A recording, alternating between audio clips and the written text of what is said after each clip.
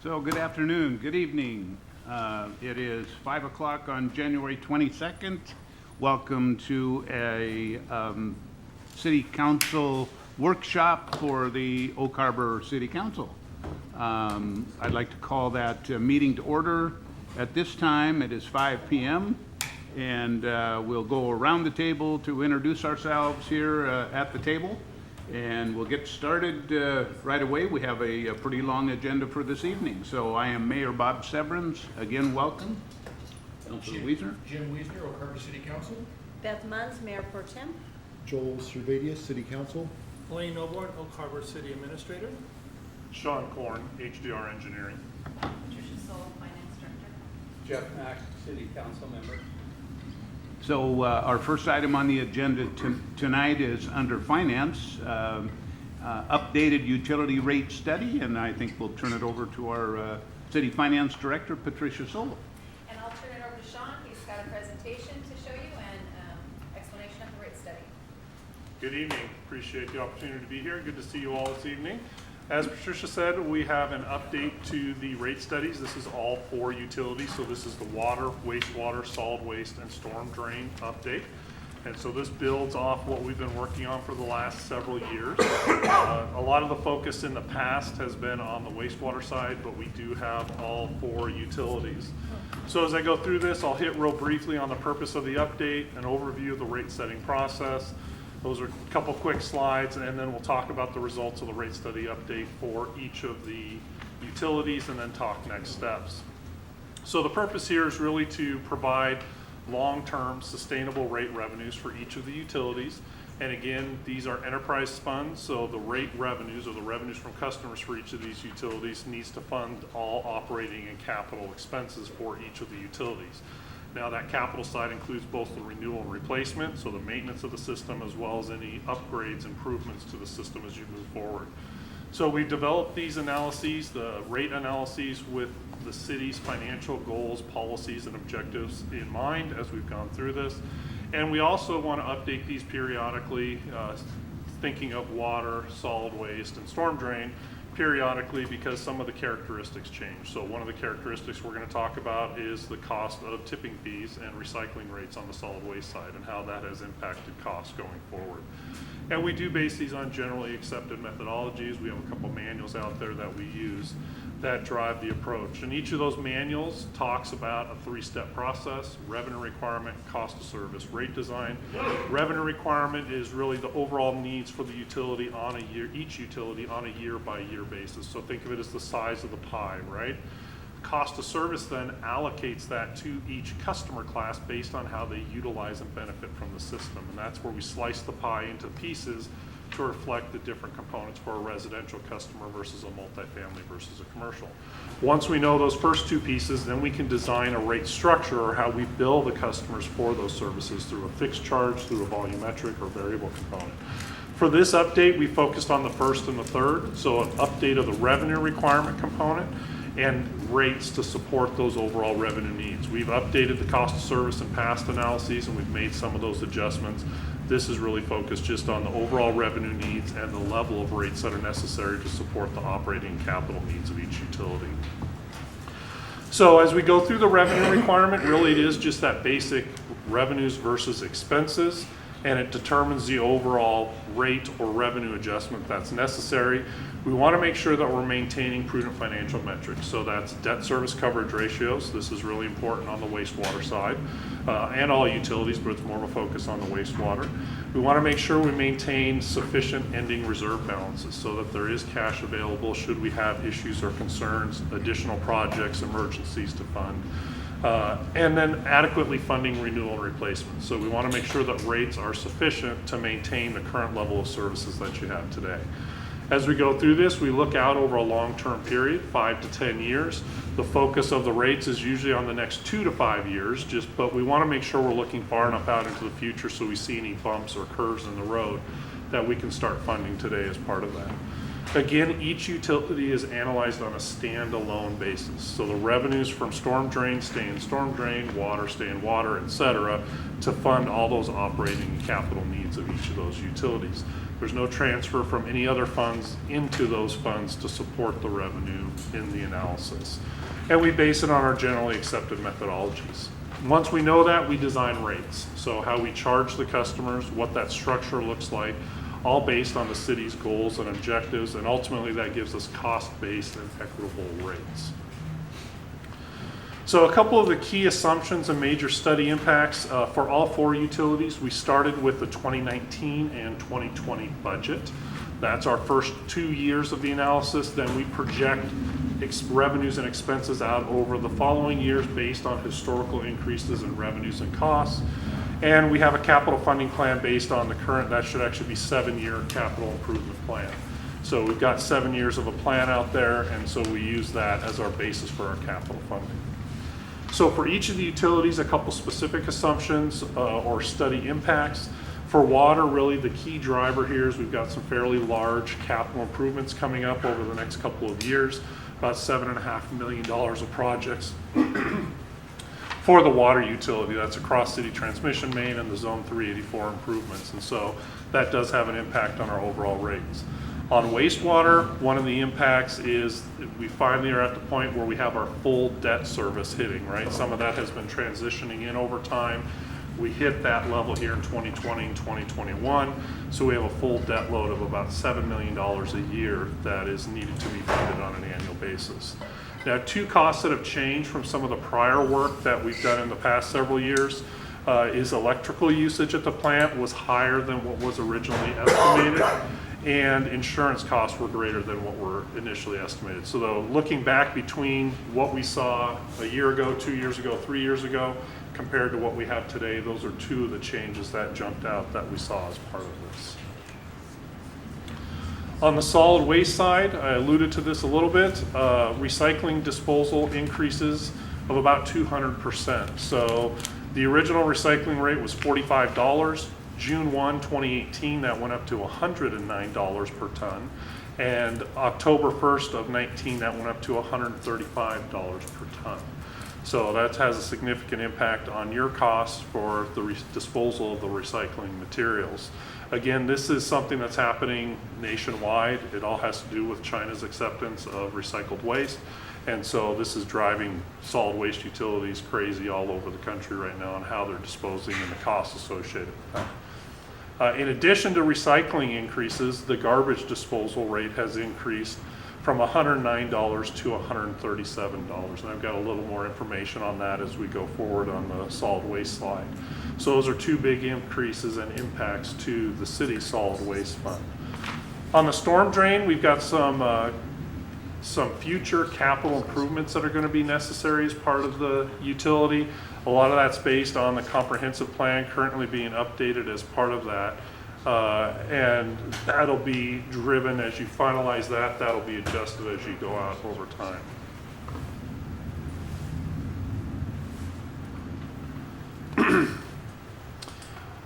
Essential financial metrics, I talked about these at the beginning, some of the key financial metrics we want to maintain. The first one's our debt service coverage ratio. That's the ability of each utility to pay back any borrowed funds from rate revenues after operating expenses are paid. So this is that credit check for those utilities. There's a requirement that you have a certain level that goes along with some of the revenue bonds for the wastewater utility. We need to make sure we maintain those as you go forward. On the reserve balances, this is something we dove into a little bit more this year. And looking at that, the city has a current policy of 25% of revenues. Generally, the industry thinks about it of days of O&M, and so we equated that to 90 days of revenues. And so when we looked at that for solid waste and stormwater, that appears reasonable. Those are good, solid numbers from an industry perspective. When we look at the water side, 90 days or 25% of revenues may not be the ideal number given the fluctuation in consumption-based revenues. And so as we go through this process, you'll see where our ending fund balance ends at. And we meet the 25%. but that may be starting to trend on the low side from where we're seeing the revenue stability issues on water utilities. On wastewater, again, with the substantial debt service of $7 million per year, the target of maybe closer to 180 days may be more appropriate. Again, these scenarios, essentially you'll see bring it down to that 90 days or 25% of revenues. So jumping into the results, here's a summary of the water revenue requirement. And the bar chart gives you an idea of the different expenses that are incurred by the Water Enterprise Fund. So the first part of the bar, the grayish, light gray color, is our total O&M expense. So we start with our 2020 budget, we escalate that out based on inflationary measures and any known changes in O&M over the next 5-year period. We add to that any taxes or transfer payments, so that's the city utility tax and state tax that are incorporated into that component. And then the red is our rate-funded capital component. And so that's that annual renewal and replacement of the system. And so then we also have our revenue trend on there. The dashed horizontal line is current revenues. So that's the projection of current revenues at today's rates. What you can see as you go across the slide, across the years from 2020 to 2024, is that current revenues would be insufficient to meet expenses as we get out to 2024. The blue line that has that increasing line, that's the proposed and projected revenue needs to maintain our financial metrics and to fund all the operating and capital expenditures. So the bottom right corner is the reserve balance. And so what you can see is that trends down. The dashed line is our 25% of revenue target. And so you can see as we go out into 2023 and 2024, we're running right at that 25% number. The decline is from using reserves to fund capital improvements. And what's keeping that level at that 25% is the difference between the blue line on the bar chart and the tops of the red, or the expenses there. So we are putting some money into reserves each year, but you can see, and that's with proposed rate adjustments, you can see that in 2024 we hit right at our, 23 and 24 we hit right at our reserve balances.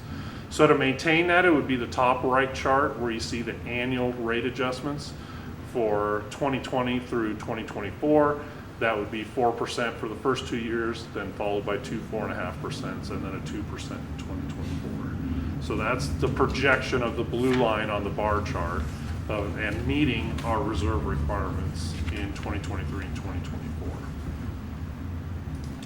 On the wastewater side, similar results here where we're looking at the overall projection. You can see the same components. We have our total O&M in the light gray, our taxes and transfers in the dark gray, our rate funded capital in the red, and then the green is our annual debt service. And so that's the key driver here. You can see at current rate levels, we're not sufficient to fund all of our expenses, both operating and capital. And so the blue line transitions up over time. You can see in 2020 and 2021, we don't get to the tops of those bars. And so we're using reserves in those years to fund that deficiency of operating and capital needs. To keep our reserves and to meet our expenses, then we have our overall percentage adjustments from 2020, 2021, and 2022. We have an annual adjustment of 7.5%. Followed by 2 3.5% for this 5-year period. And I have the rates later on. On solid waste, this is just kind of a description slide of what's happened since the change in the recycling and disposal tipping fees. And so you can see the change there on the top right. In January 1 of 18, that was the $45 for recycling. October and June in 18 and 19, you can see the change up to $135. And then disposal tipping fee increasing at the beginning of this year from $109 to $137.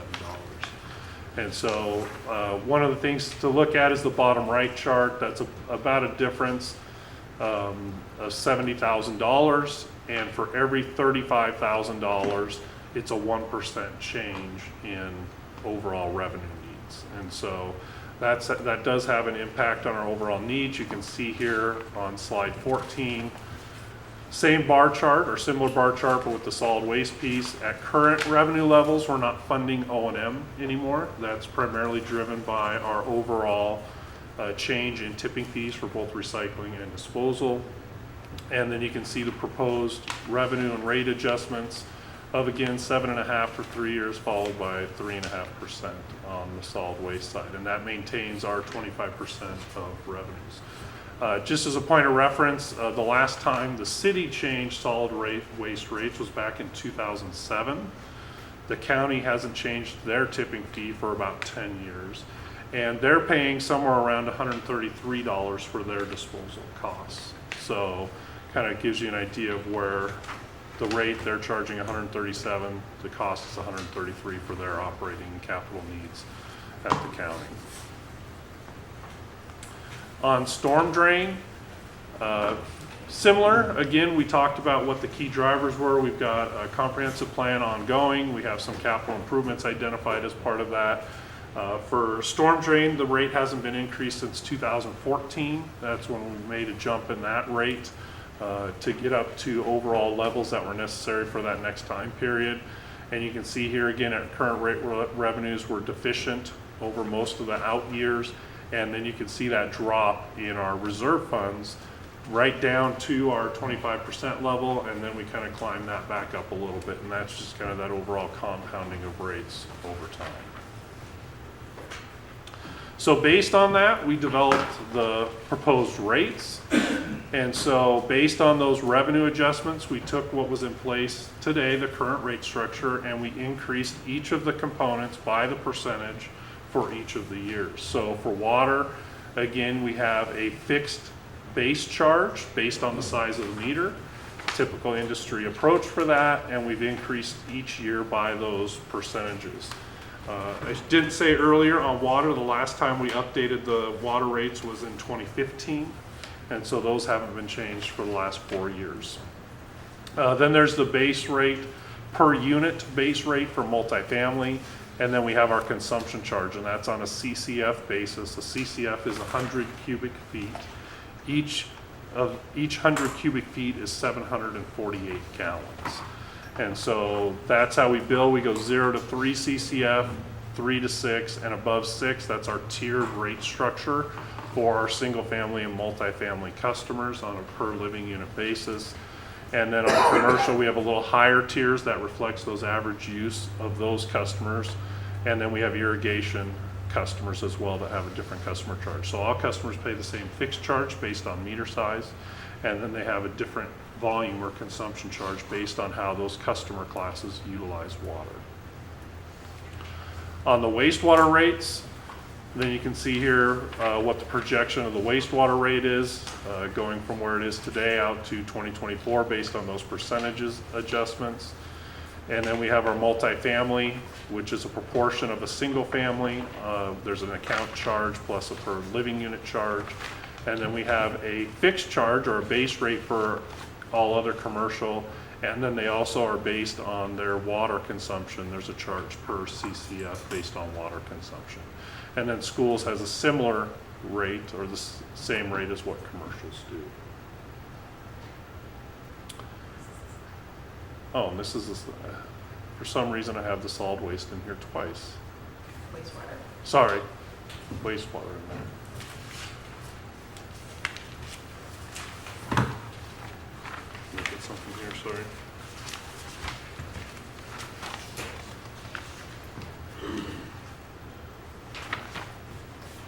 Shoot.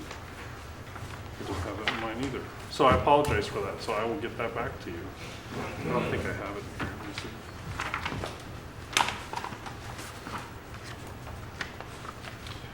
I do have it in here.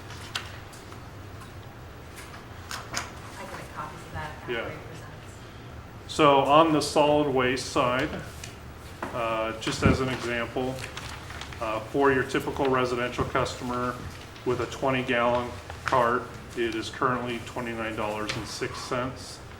That goes up about $2 per year for the first 3 years, and then goes up about $1 a year after that. So we start at $29.06 for a 20-gallon, and in 2024, that would be $38.67. So about a $9.60 change over that 5-year period for that. I apologize for that. We'll get that copy to that. I don't think there's anything on the back, no. Which slide is that, 20? 19. Okay. Yeah, I'm gonna make a copy. Storm drain rates for residential customers, which includes single-family and multifamily, then that increases from $14.22 up to the $16.65, so about a $2.50 increase over the 5-year period per month. And then commercial is based on an equivalent unit basis, so it's based on a certain amount of impervious square feet. And each single family is one equivalent, and so commercial is a calculated number of equivalent units multiplied by that ERU rate or ERU charge. So to give you an idea of what that monthly combined bill would be for a single family customer, slide 21 has a summary of the current rates in 2019, $184.58 for that utility bill. And then that increases based on those proposed adjustments up to $233.41. And then I have the percentage change in total on the bill. So that's a combination of the changes in each of the utilities. So we don't add the 7.5 for solid waste plus the 4 for water. It's the total bill change that we see on the average customer bill.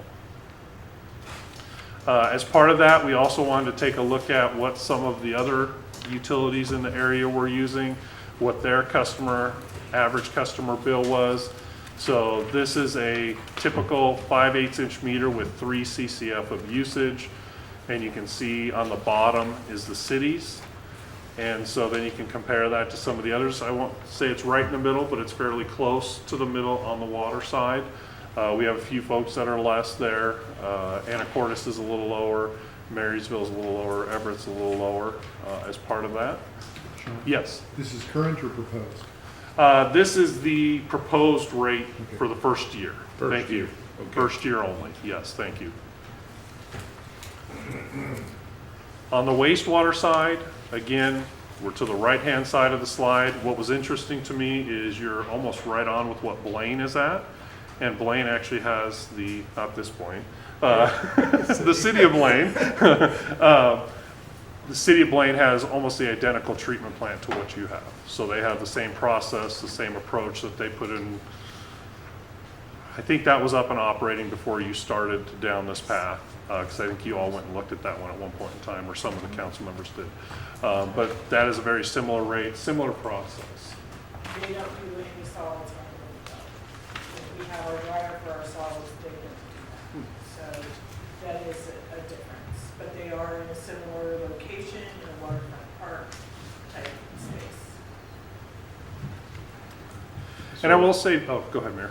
I had a question that you had talked about wastewater, you talked about an increase in electrical usage at treatment plant versus what was projected, and you also talked about insurance costs have increased over what was projected.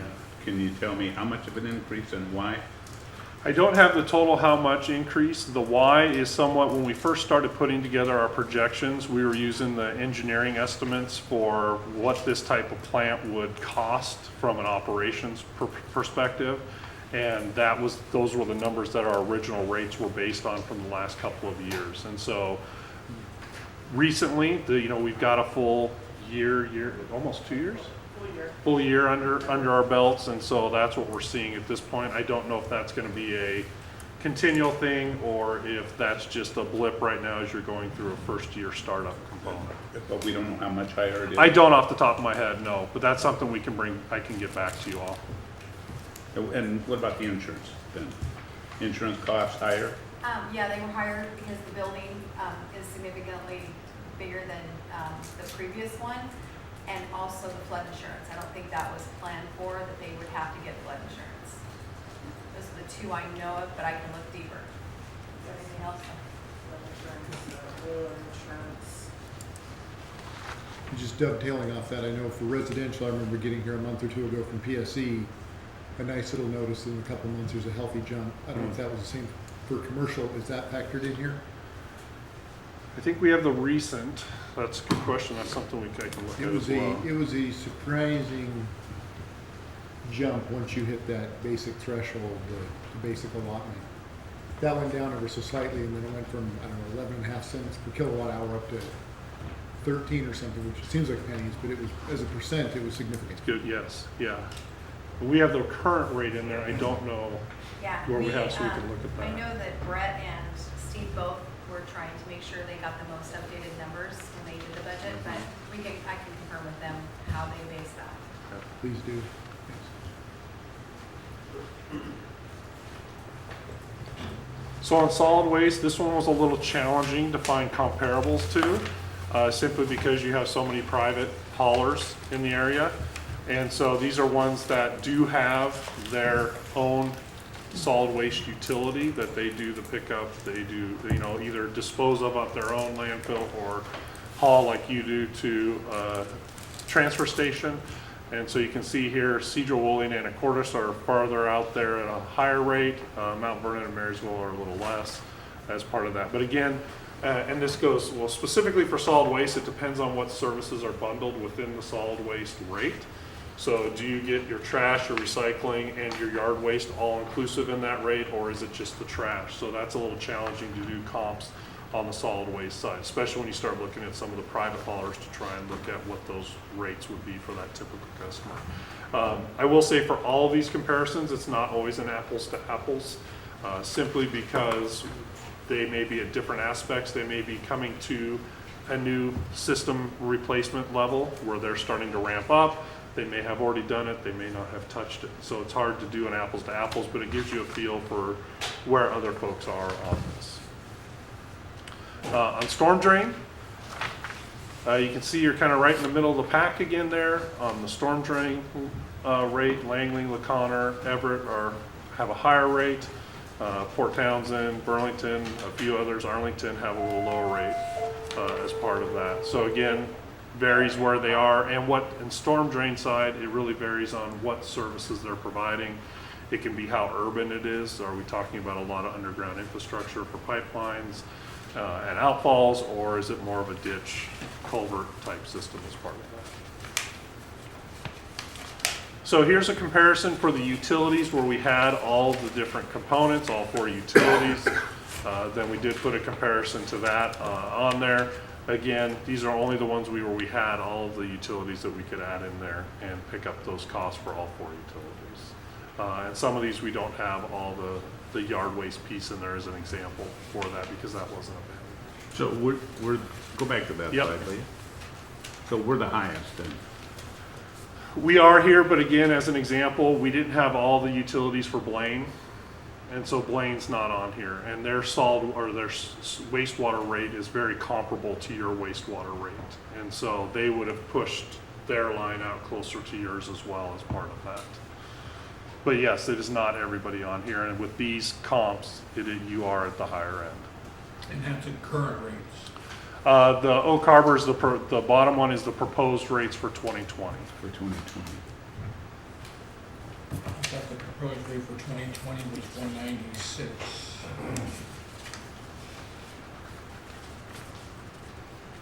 Got here, single family total monthly utility bill proposed 2020, 196.26. The applicant, I could stop in there at 184, which is the current rates for that total utility bill impact page. I will look at that slide. I thought that may be the 184. I thought that was the 2020.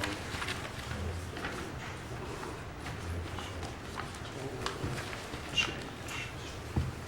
But yeah, that does look like the current rate. You're correct. So we're gonna push even higher. So it would be pushed a little farther, yeah.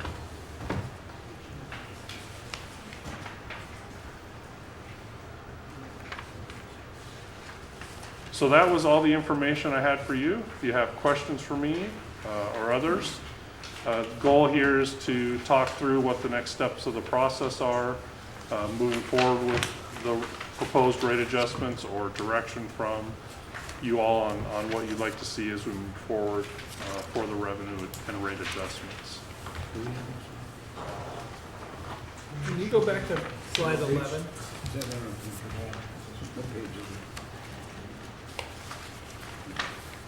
And most of your 5 years, you have it lowers down in the 5th year, Yes.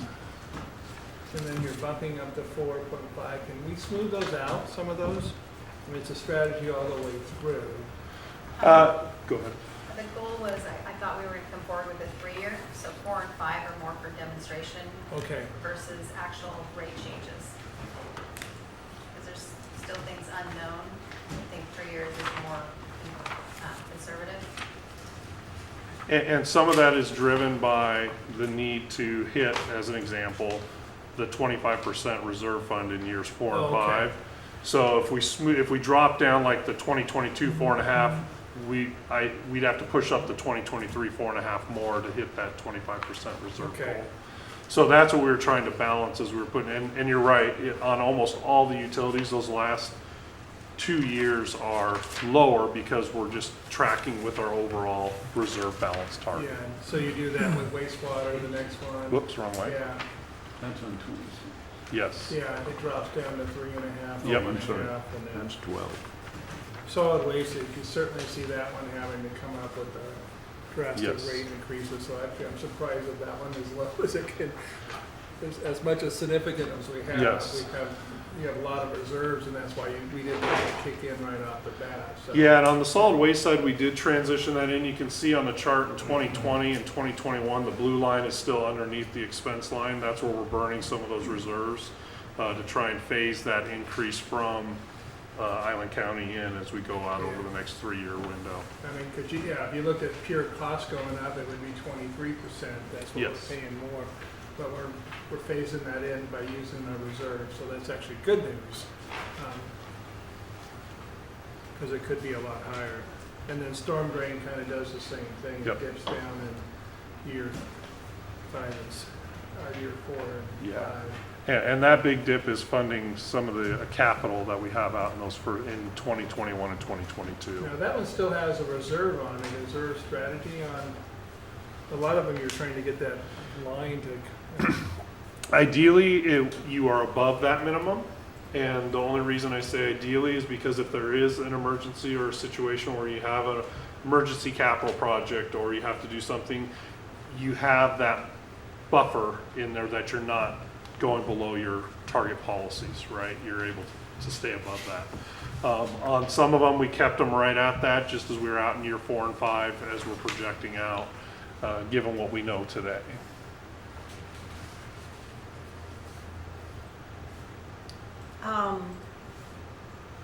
Lane, where are we with the Navy? Have we heard anything? So this will be redone if they hook up. Absolutely. Yeah, So but we don't know when that is. I mean, we're still, we are your negotiating. answers get pushed back and, okay. Yeah, the last answer was in my report. They expected one this month. They have not gotten back with a counter offer to us this month, and then we'll do some evaluation. It's hard, they walked away from us before, so I think it's really hard to build that into the rate. And I think we Right. wanted to focus more on giving them a fair rate and then seeing what it does on our rate. And there certainly, it would help us, but I don't think we're gonna make any projections of how much it would go down. But certainly, yeah, when you're looking at a 7.5% increase, you would hope the Navy would come on sooner rather than later to defray some of that cost. But we're gonna have some history with them, and then he'll come back and recalculate. Is what I kind of envision. We'll Yep. bring them on. We'll probably want some history with them. And so we won't even probably want to look at it until maybe year 2 or 3. Is that probably your kind of strategy? I think it would depend on what the agreement is. Okay. You know, if there's, however that's structured with the city, whatever that negotiation is, if it's front-loaded or spread out over time, then I think that would make a difference on the timing. If it were front-loaded with part of it, then I think there may be some offsets that would be available. It just kind of depends on how that ultimately gets played out from a cash flow projection for the wastewater utility. Yeah. I think from a philosophy point of view, we don't want them to hurt them. There's no reason to hook them up if it doesn't help us. So, we want to make sure that it doesn't hurt us. So we don't want to be raising rates. We don't want our customers to be subsidizing the Navy. But then on the other hand, they don't want us, that's part of the reason why we're doing the negotiation. They're pretty savvy and have a group called Anchor, I guess is their acronym, that's doing the rate study. And they've come back and asked us some very good questions, how much grant money we have and a variety of things. And they're going to do everything they can to bring down that number. So certainly, hopefully they'll stay in the game with us. I think they will. I think that it's probably cheaper for them to connect to us than it is for them to build their own plan, and so that puts us in a better situation in connecting. But unfortunately, they didn't work with us at the beginning of the plant, and that would have been the ideal area, and then we wouldn't have been trying to figure out what to deal with that. But so we didn't build capacity in for them. We certainly have the capacity to bring them on, but it's going to create some expenditures. But we're building that into the analysis and into the justification of our rates that we're providing to them. We're expecting, I think they're maybe 2 months late in getting back to us with their counteroffer at this point. But each time I talk to the commanding officer, it's coming. Yeah, we had the Secretary of the Navy here, and had a whole bunch of people around it. I know it's just a Oak Harbor issue, but I wanted to make sure he knew about it, and he clearly knew about it and knew it was major on our radar. I think there's a lot of benefit to them in connecting to us, and so hopefully they'll stay in the game with us, and we'll be able to have a connection to them and then reevaluate our rate after that to our rest of our customers once they're on board.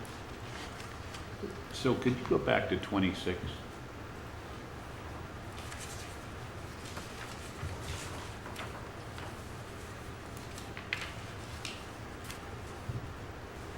So would it be fair to say that only 4 of those cities that we're comped with there have solid waste and yard waste? Correct. So there are several on that chart that don't include that portion. Yes. Yeah. So Marysville, Mount Vernon, Anacortes, and Cedro-Woolley Okay. has the solid waste. And some of those only have the solid waste portion, and then they contract out the recycling. One of them does it the opposite way, one contracts out solid waste and does their own recycling. So it's very hard, like Sean said, to have apples to apples comparison in solid waste. Kathy, do we pick up any of the Navy housing, trash, or recycling, or they have their own contract with their own? They have their own contract, but we do the utility tax. Oh, okay. While we're on this slide, if I can point out, Brett has made a couple of different presentations before you regarding upcoming nutrient loading limitations on wastewater treatment plants in Puget Sound. We are well ahead of the curve. So just keep in mind when you look at this that those other cities are going to have to do upgrades to their treatment plant to reduce their nutrients that are released into Puget Sound. And so we're just a little bit ahead of them, but they will have additional expenses and increased costs, and the low interest funding that we were able to get may not be available to them. This is kind of where they are. The big driver here is the cost of the plant. I kind of view it as a new car. A lot of these people, they're still driving a car or a plant that doesn't have payments on it, and that's why you see that variant. But when they come into the game and have to do a new plant, then they become like us in the city of Blaine, where they have to buy it at the cost now. So as they go along, some of those other cities have to come along. I mean, hopefully we're already fixed on our capital costs.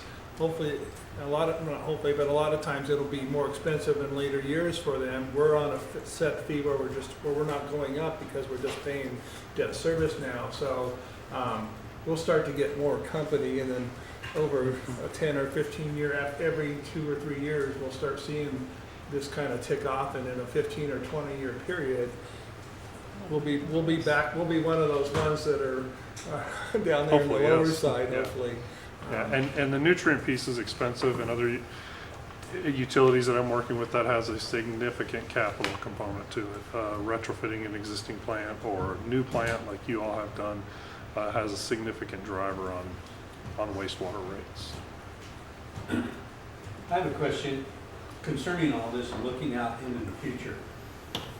What is factored in for an estimated growth of within the city limits of Oak Harbor, say 48 months, 72 months out, that type of thing? So we've historically been using an average of about 0.5% growth per year. So originally that was based on historical growth, and then we've come back a little bit because one thing we don't want to do on the rate side is assume a 4% growth rate and then you only get 2. Well, then you're short on rates to start with. And so we were conservative on that. We haven't built in anything new, outside of town there. I saw the signs when I drove out to my folks' house, they've got all that there. That hasn't specifically been built into any of this part of it. On the revenue side. Councilor Servatius. Thank you. So you're gonna get back with us and just check the PSC rates, Yep. okay? Councilman Wiesner made a comment, and I wholeheartedly agreed with him last night. When we try and mitigate, we're going through our master fee plan, or master fee schedule, and we update that. And I think just like you do, how can we minimize this? And as Steve pointed out, Mr. Powers, we've had lots of conversations. I think this is a great example of why, as hard as it is sometimes, we need to be on top of these, because you said we hadn't updated water since 2015. Correct. Solid waste. 2007. So then you get this kind of, for lack of a better word, sticker shock when you have to keep these rates current. They should hopefully mimic inflation to keep us on track, and it is what it is right now. You already touched on the Navy participation. I guess I would just reiterate, to the best of our ability, Mayor, Dwayne, how do we communicate this? Specifically solid waste recycling. I don't want to volunteer Ms. Rosen, but she spoke up and you're probably as knowledgeable. If you could put together a 3-point, very simple memo that we could turn into a press release, it would just be nice to be communicating with the public and kind of be in front of this, because they're going to experience it.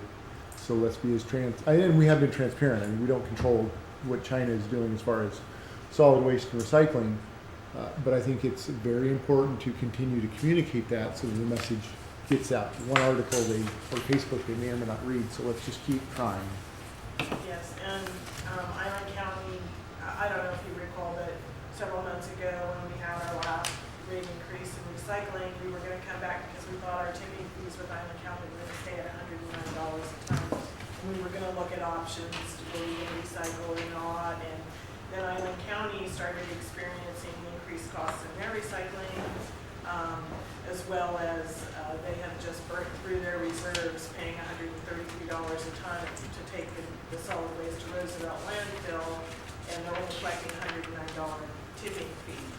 So I think that it needs to be kind of a coordinated messaging out there, because Island County has the same similar issues, and we want to be similar to them with what we're taking for recycling, and so everybody's kind of getting the same message. So I'll work with Steve and Island County. Super. So Jesse, if you're watching, Laura, Guido, please work with staff before you publish.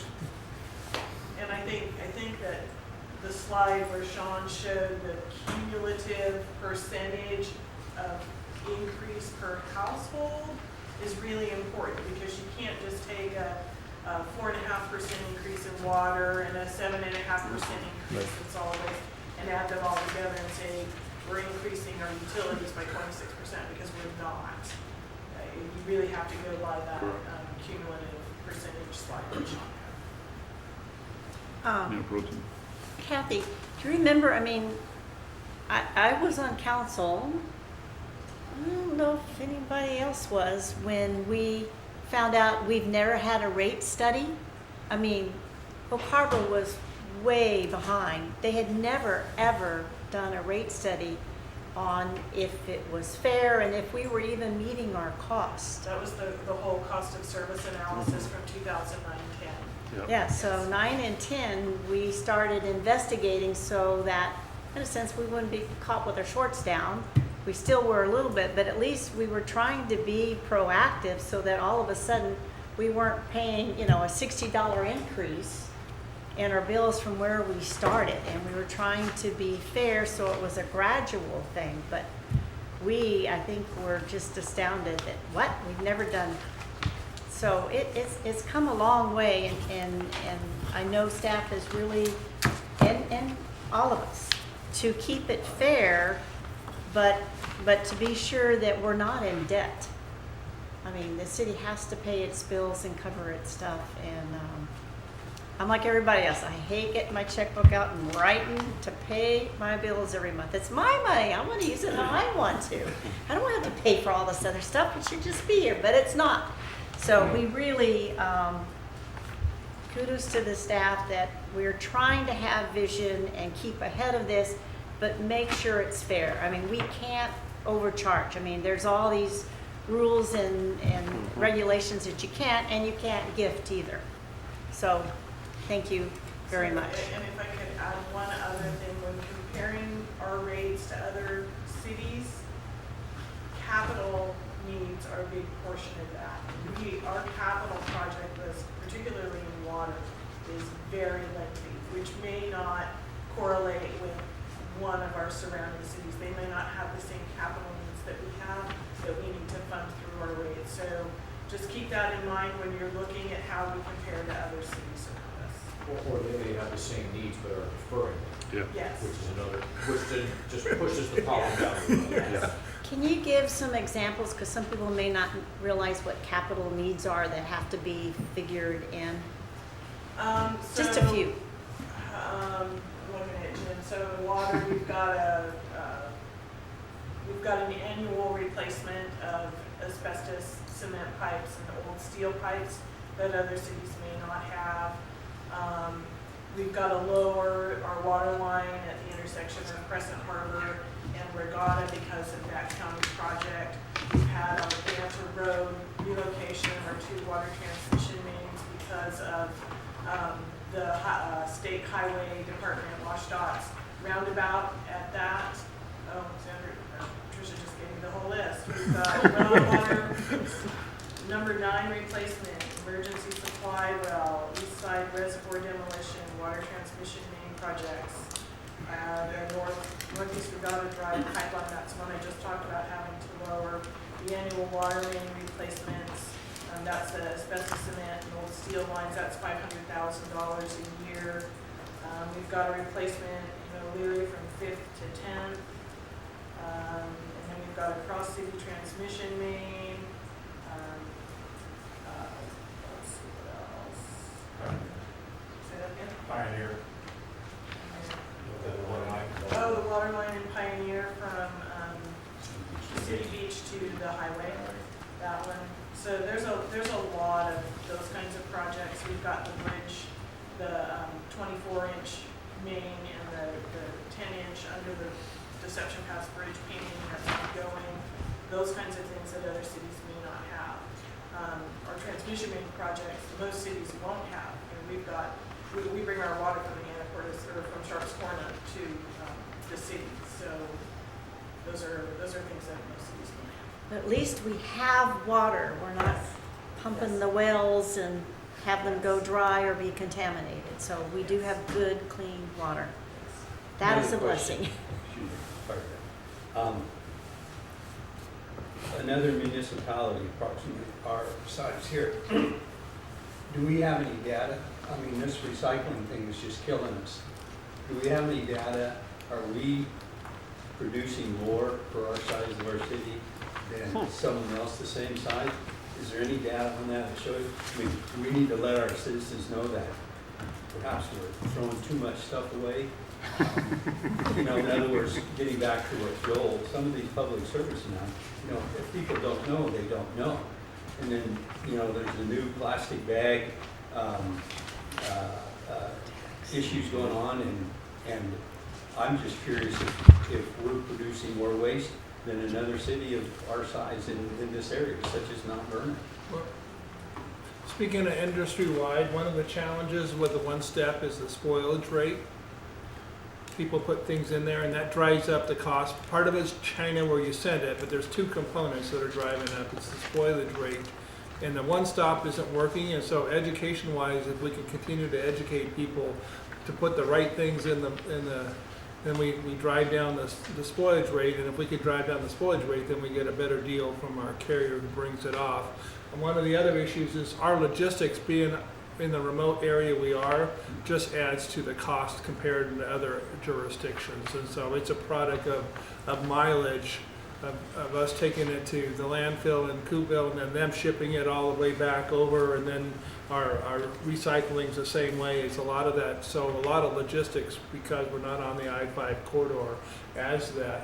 One of the components I really want to make sure too, we were talking about multiple options here before in doing the rate, but now that the indicator is the recycle rate's below the rate that the landfill is, then we're assuming we continue with the status quo? Yes. Okay, Yes. I want to make sure that that was a factor in there. I assumed it, but I wanted to make sure And clearly. If I could respond to Councilmember Mack, part of what needs to happen, and it's going to happen at the state level. I know there are organizations trying to make it happen at the state level. I don't know if it's going to happen at the state level, but reduction in packaging will go a long way. So, you go to some big box store and you buy something that's this big and it's all encased in plastic and cardboard. And so there is some movement from some organizations to try to work with those big box stores to try to reduce that packaging, which will also help. So it's always reduce, reuse, recycle. And if we can reduce or reuse, that's really helpful. And that's part of the messaging that we want to have in our interpretive center. That's part of that. And I'll ask some of the solid waste folks in my work and see if there's anything. I have some data, but we may have some specific for like Burlington or someone close or comparable that might be interesting. Well, no disrespect against the city of Oak Harbor, but my wife and I have been looking at these. We remember some of these rates 30 years ago, and they're just creeping and creeping. And so we've actually pushed ourselves. And so this month, I'm ready to make a change and drop down to one of the smallest containers. And we're watching everything we're doing, including what we purchase, how much crap is around it, and so on and so forth. So we're doing that kind of on our own, but I'm thinking, okay, well, gee, if we can persuade our taxpayers to do something similar, I don't really have any idea what it really costs to do all of these things. It's expensive, and you can't lose money on the thing and keep going in the red. You've got to operate in the black. And so education, like in this interpretive center and everything, I think would be a terrific help. And not only just to maintain those, but to reduce those increases after they keep going up, kind of thing. Any other questions or input?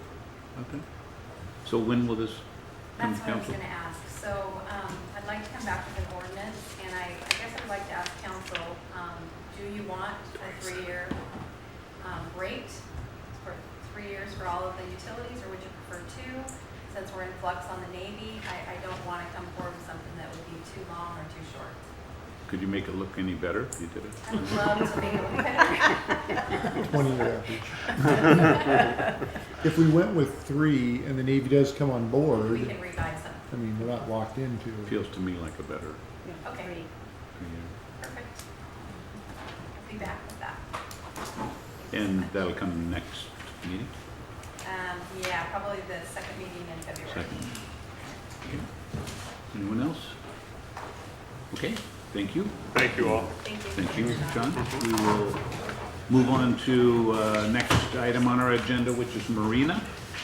Notification of resolution for the sale of 2 boats for non-payment of mortgage and storage charges. We have our harbor master, Chris Sublett, joining us. Chris? Hello, Mayor, City Council members. I'm here tonight to update you on an item that's going to be on the February 4th City Council meeting agenda. And at that meeting, I'll be seeking authorization to auction off 2 vessels for non-payment. These 2 vessels are currently in the marina, and they're currently owned by the same person. We've walked through the entire process, sent the notifications to them, notified them, and we have not received a response from them regarding this issue. So our next step is to seek authorization from the City Council so that we can auction these boats off. It's something we've done in the past that unfortunately has become more frequent than we want it to be, but it's something that we continually have to stay on top of. So it's very simple at that. I'd be happy to answer any questions.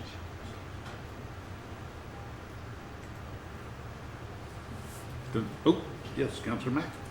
What do you expect to get from these if you sell them? Or do you have any idea? Is it more like a bid, sealed bid, or is it like an auction, that type of thing?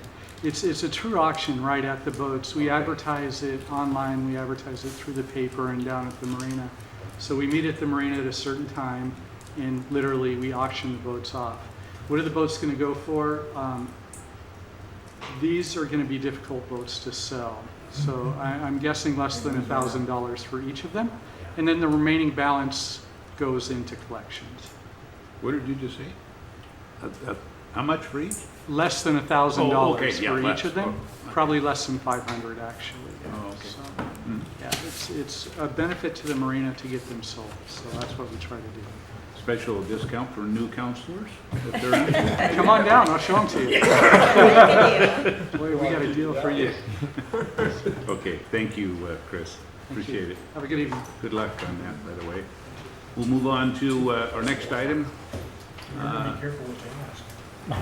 Engineering section here, NPDES Phase 2 Municipal Stormwater Permit. We have our Development Services Director and our Public Works Director joining us. Public Works, Kathy Rosen, Development Services, Steve Powers. Welcome. Thank you. Exciting topic. I know this is something you all love to talk about.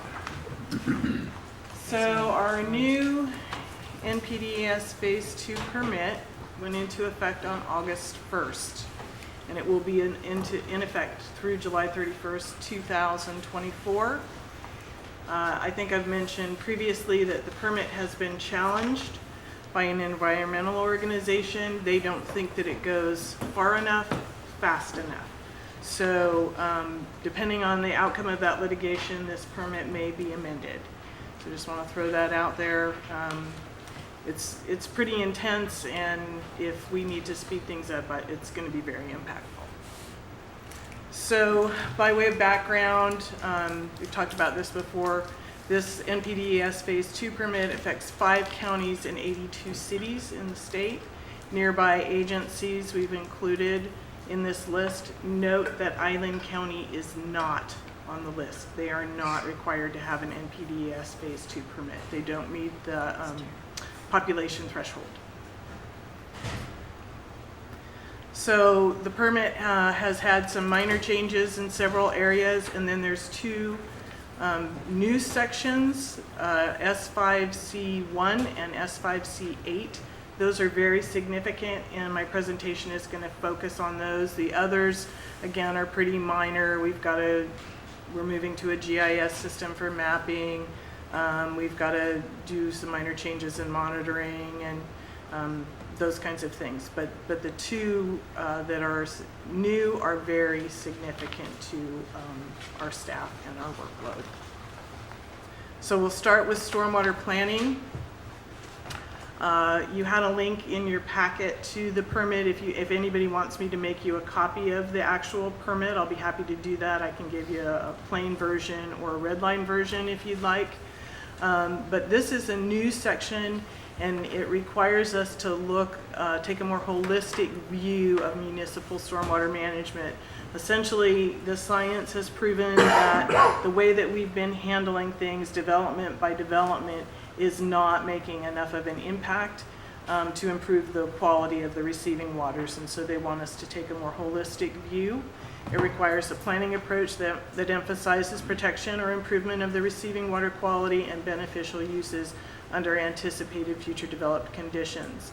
And that's a quote, "Each permittee shall implement a stormwater planning program to inform and assist in the development of policies and strategies as water quality management tools to protect the receiving waters."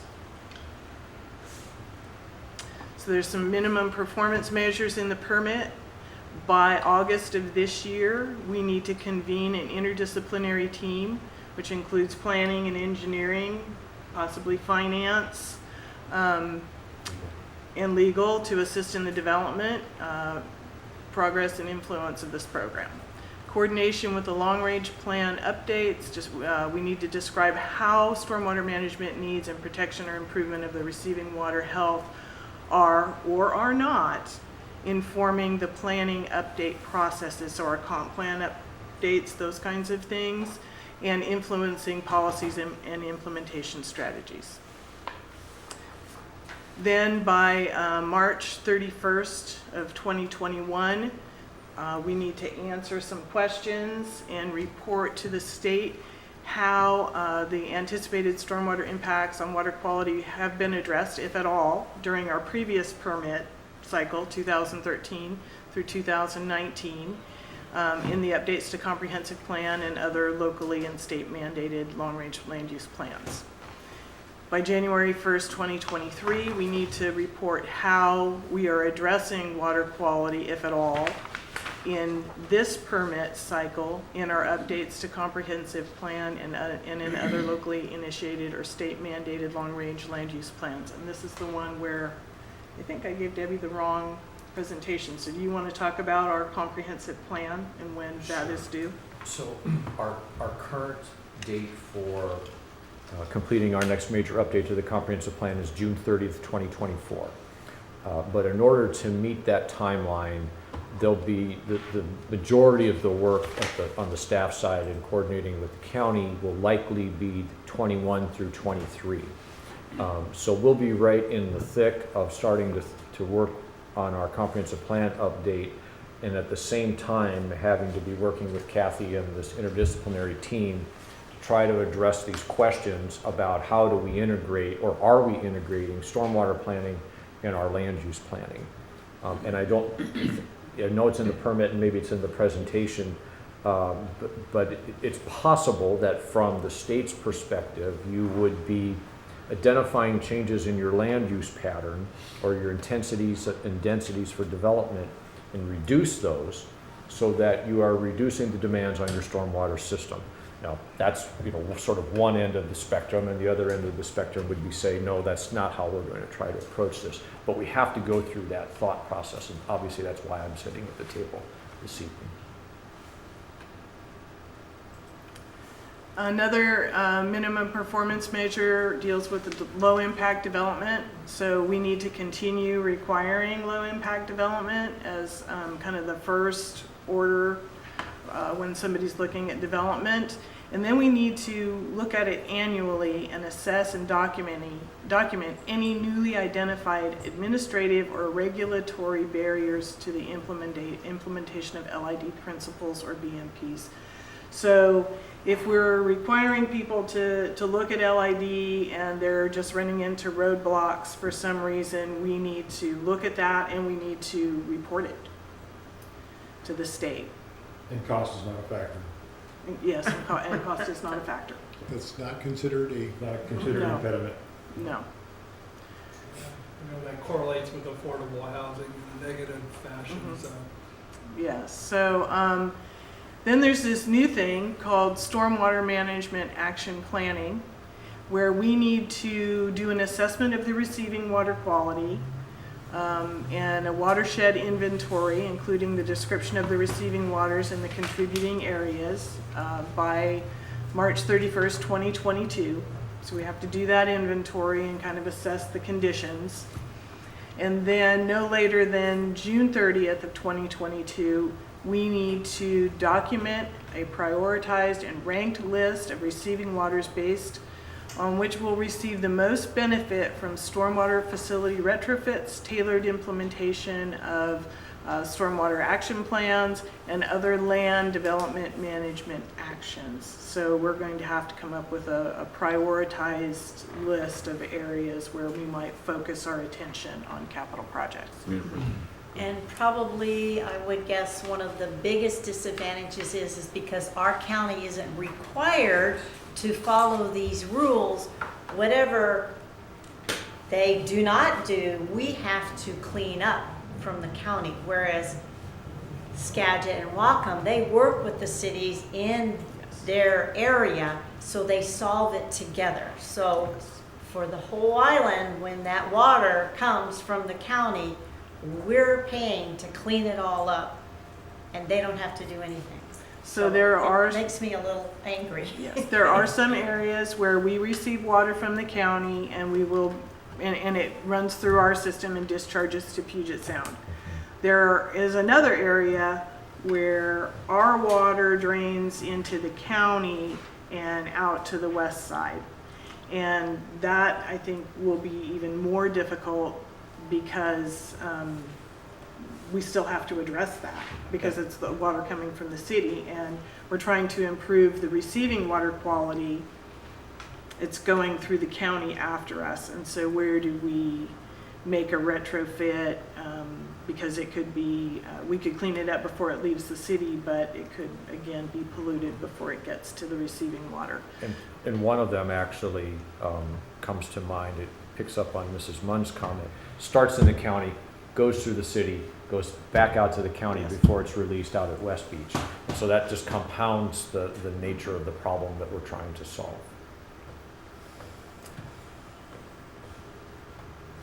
So we have to prepare the stormwater management action plan by March 31st, 2023, and we have to give a description of any facility retrofits. Now, you know, we do have a project that we've got planned for in Friend Marsh that we could do.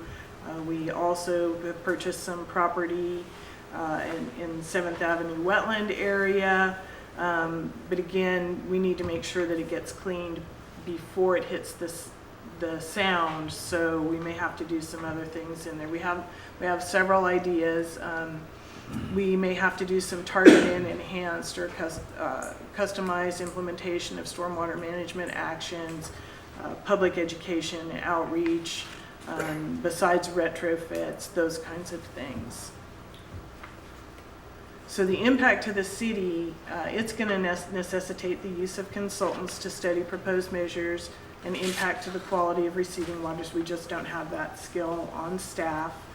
The rate study that Mr. Korn just presented does include some of those studies and some potential capital costs in the outer years.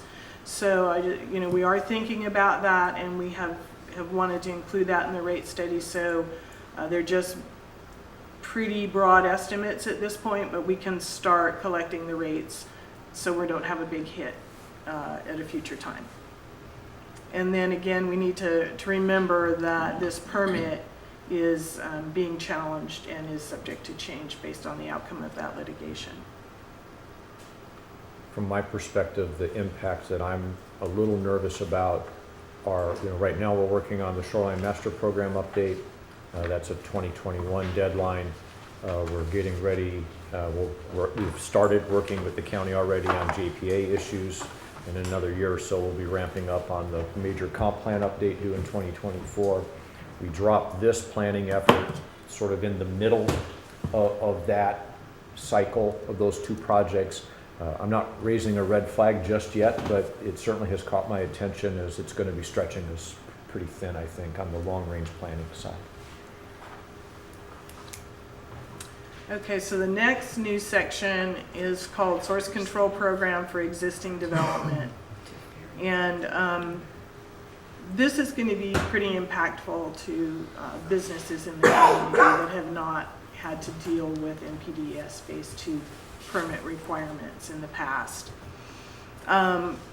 Our program needs to include the authority to require the use of best management practices to address pollution from existing land use and activities.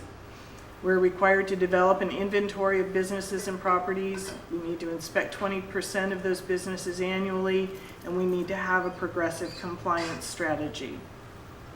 Kathy, is that only certain businesses or Yeah, any of them that has there's a roof? list that I'll Okay. get to on this. Okay, thank you.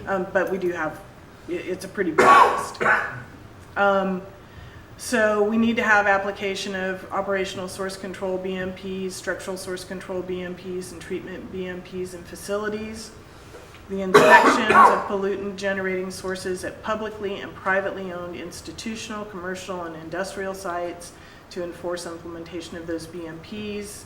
We need to be able to apply and enforce ordinances, and then the practices to reduce polluted runoff from the application of pesticides, herbicides, and fertilizers. And so we currently have interactions with a lot of the landscape maintenance firms, a lot of the property management firms, trying to help them understand these requirements, and we've already been pretty active, at least on the last bullet point, for several years.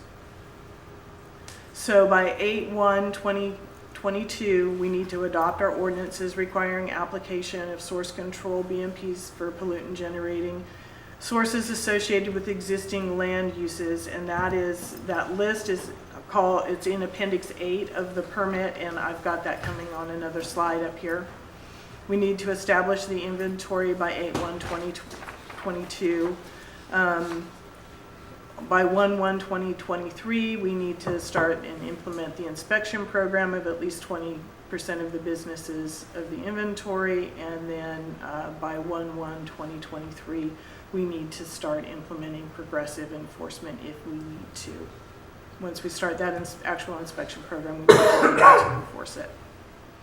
So I'm sorry this list is so small, but you've got educational institutions, you've got repair and maintenance, food services and drinking places, auto dealers, gasoline service station, building materials, hardware, garden supplies, lots of businesses that we have in town that we have not had to go and inspect in the past. And we will need to start inspecting in 2 years. Oops. Yeah. And we performed over 900 inspections of this type already this year alone. So those businesses that gather this, we're not even capturing some of those yet. And so add that into where it's going to be. So the operational BMPs include such things as training employees regarding good housekeeping. We're always going to start with that because that's low cost. Let's keep the employees trained and educated. Structural BMPs include such things as adding secondary containment and covering storage areas. And some of you have seen these before from past presentations on the draft permit. So this is an example of a secondary containment BMP that somebody might have to do. And this is right out of the DOE manual.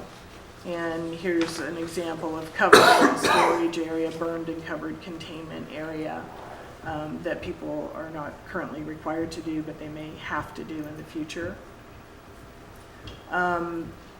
What are the impacts from this permit change? It's site specific, and we're required to inspect the way a business operates and possibly require them to modify their operations and or install structural BMPs. That's new, and it's likely to be unpopular with some, but it's something that we're going to be required to do. And when we get to that point, we may need additional staff to perform the inspections and some help, particularly from legal with compliance. So in summary, the comprehensive stormwater planning, it's a new approach and it looks at impacts on a watershed basis. We need to consider the quality of the receiving water when updating our long-term land use plans. We must plan for and fund future capital projects that will improve the quality of the receiving waters. We're doing that. We're at least planning for the funding of it, and we've got some ideas in the upcoming stormwater comp plan that you'll see probably in March. The source control for the existing development requirements may impact the way some of our current businesses operate. Any questions? Kathy, is Snohomish County and NPDES too? Yes, they are, So- but I don't believe they may be a phase one agency, so they've had to do this a lot longer than us. So as I look at this list, the background of this early on, each one of these cities that are listed on here are surrounded or in a county, Yes. except Oak Harbor in Yes. Island County. Yes.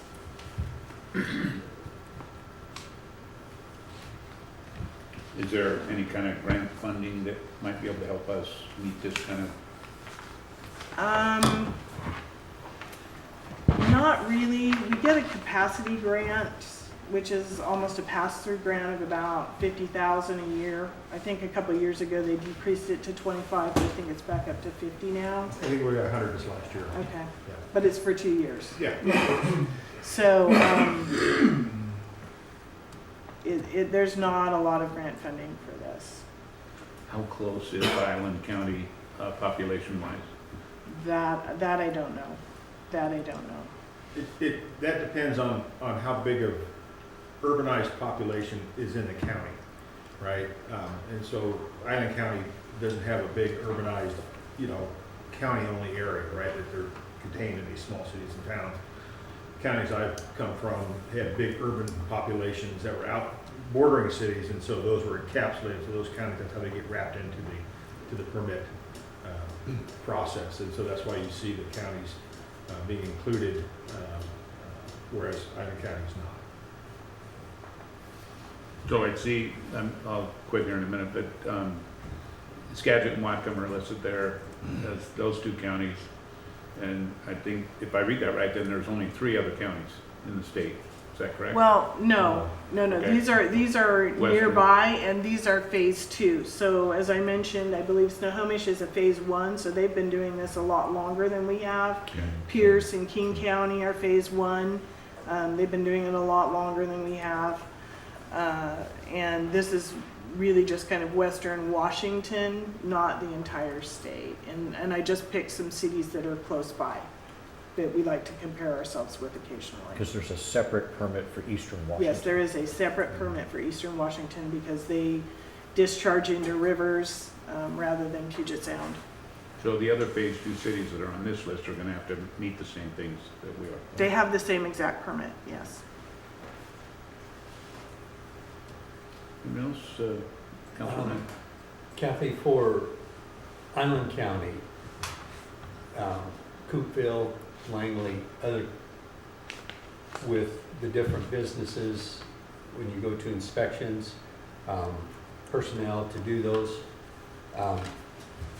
is there any direction from the county where instead of each small municipality have an individual, is there possibility of there can be a county-based employee that could do those inspections for each small municipality? Has that been talked about So or anything? Coopville and Langley are not required to have a permit. Okay. It's only Oak Harbor on Whidbey Island. We are the only ones that And have this permit. that's because of our size.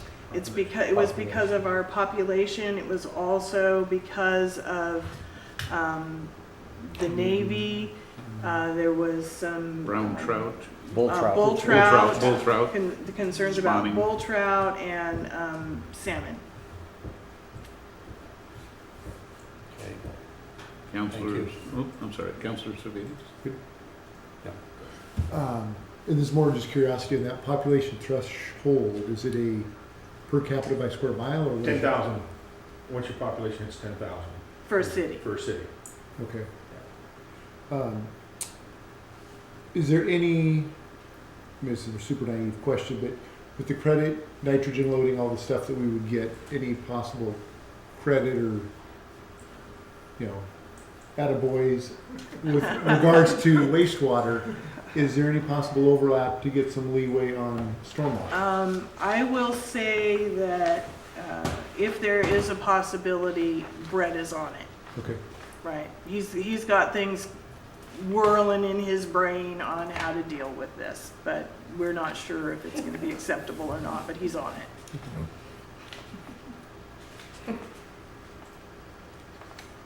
Anyone else? Okay. Okay, thank you. This is what we just went over. The average citizen doesn't care, has no idea, and yet it is such an expensive item that we are going to have to police and take care of. And knowing that county goes into us, goes back to county, and then back to, I mean, it just blows my mind.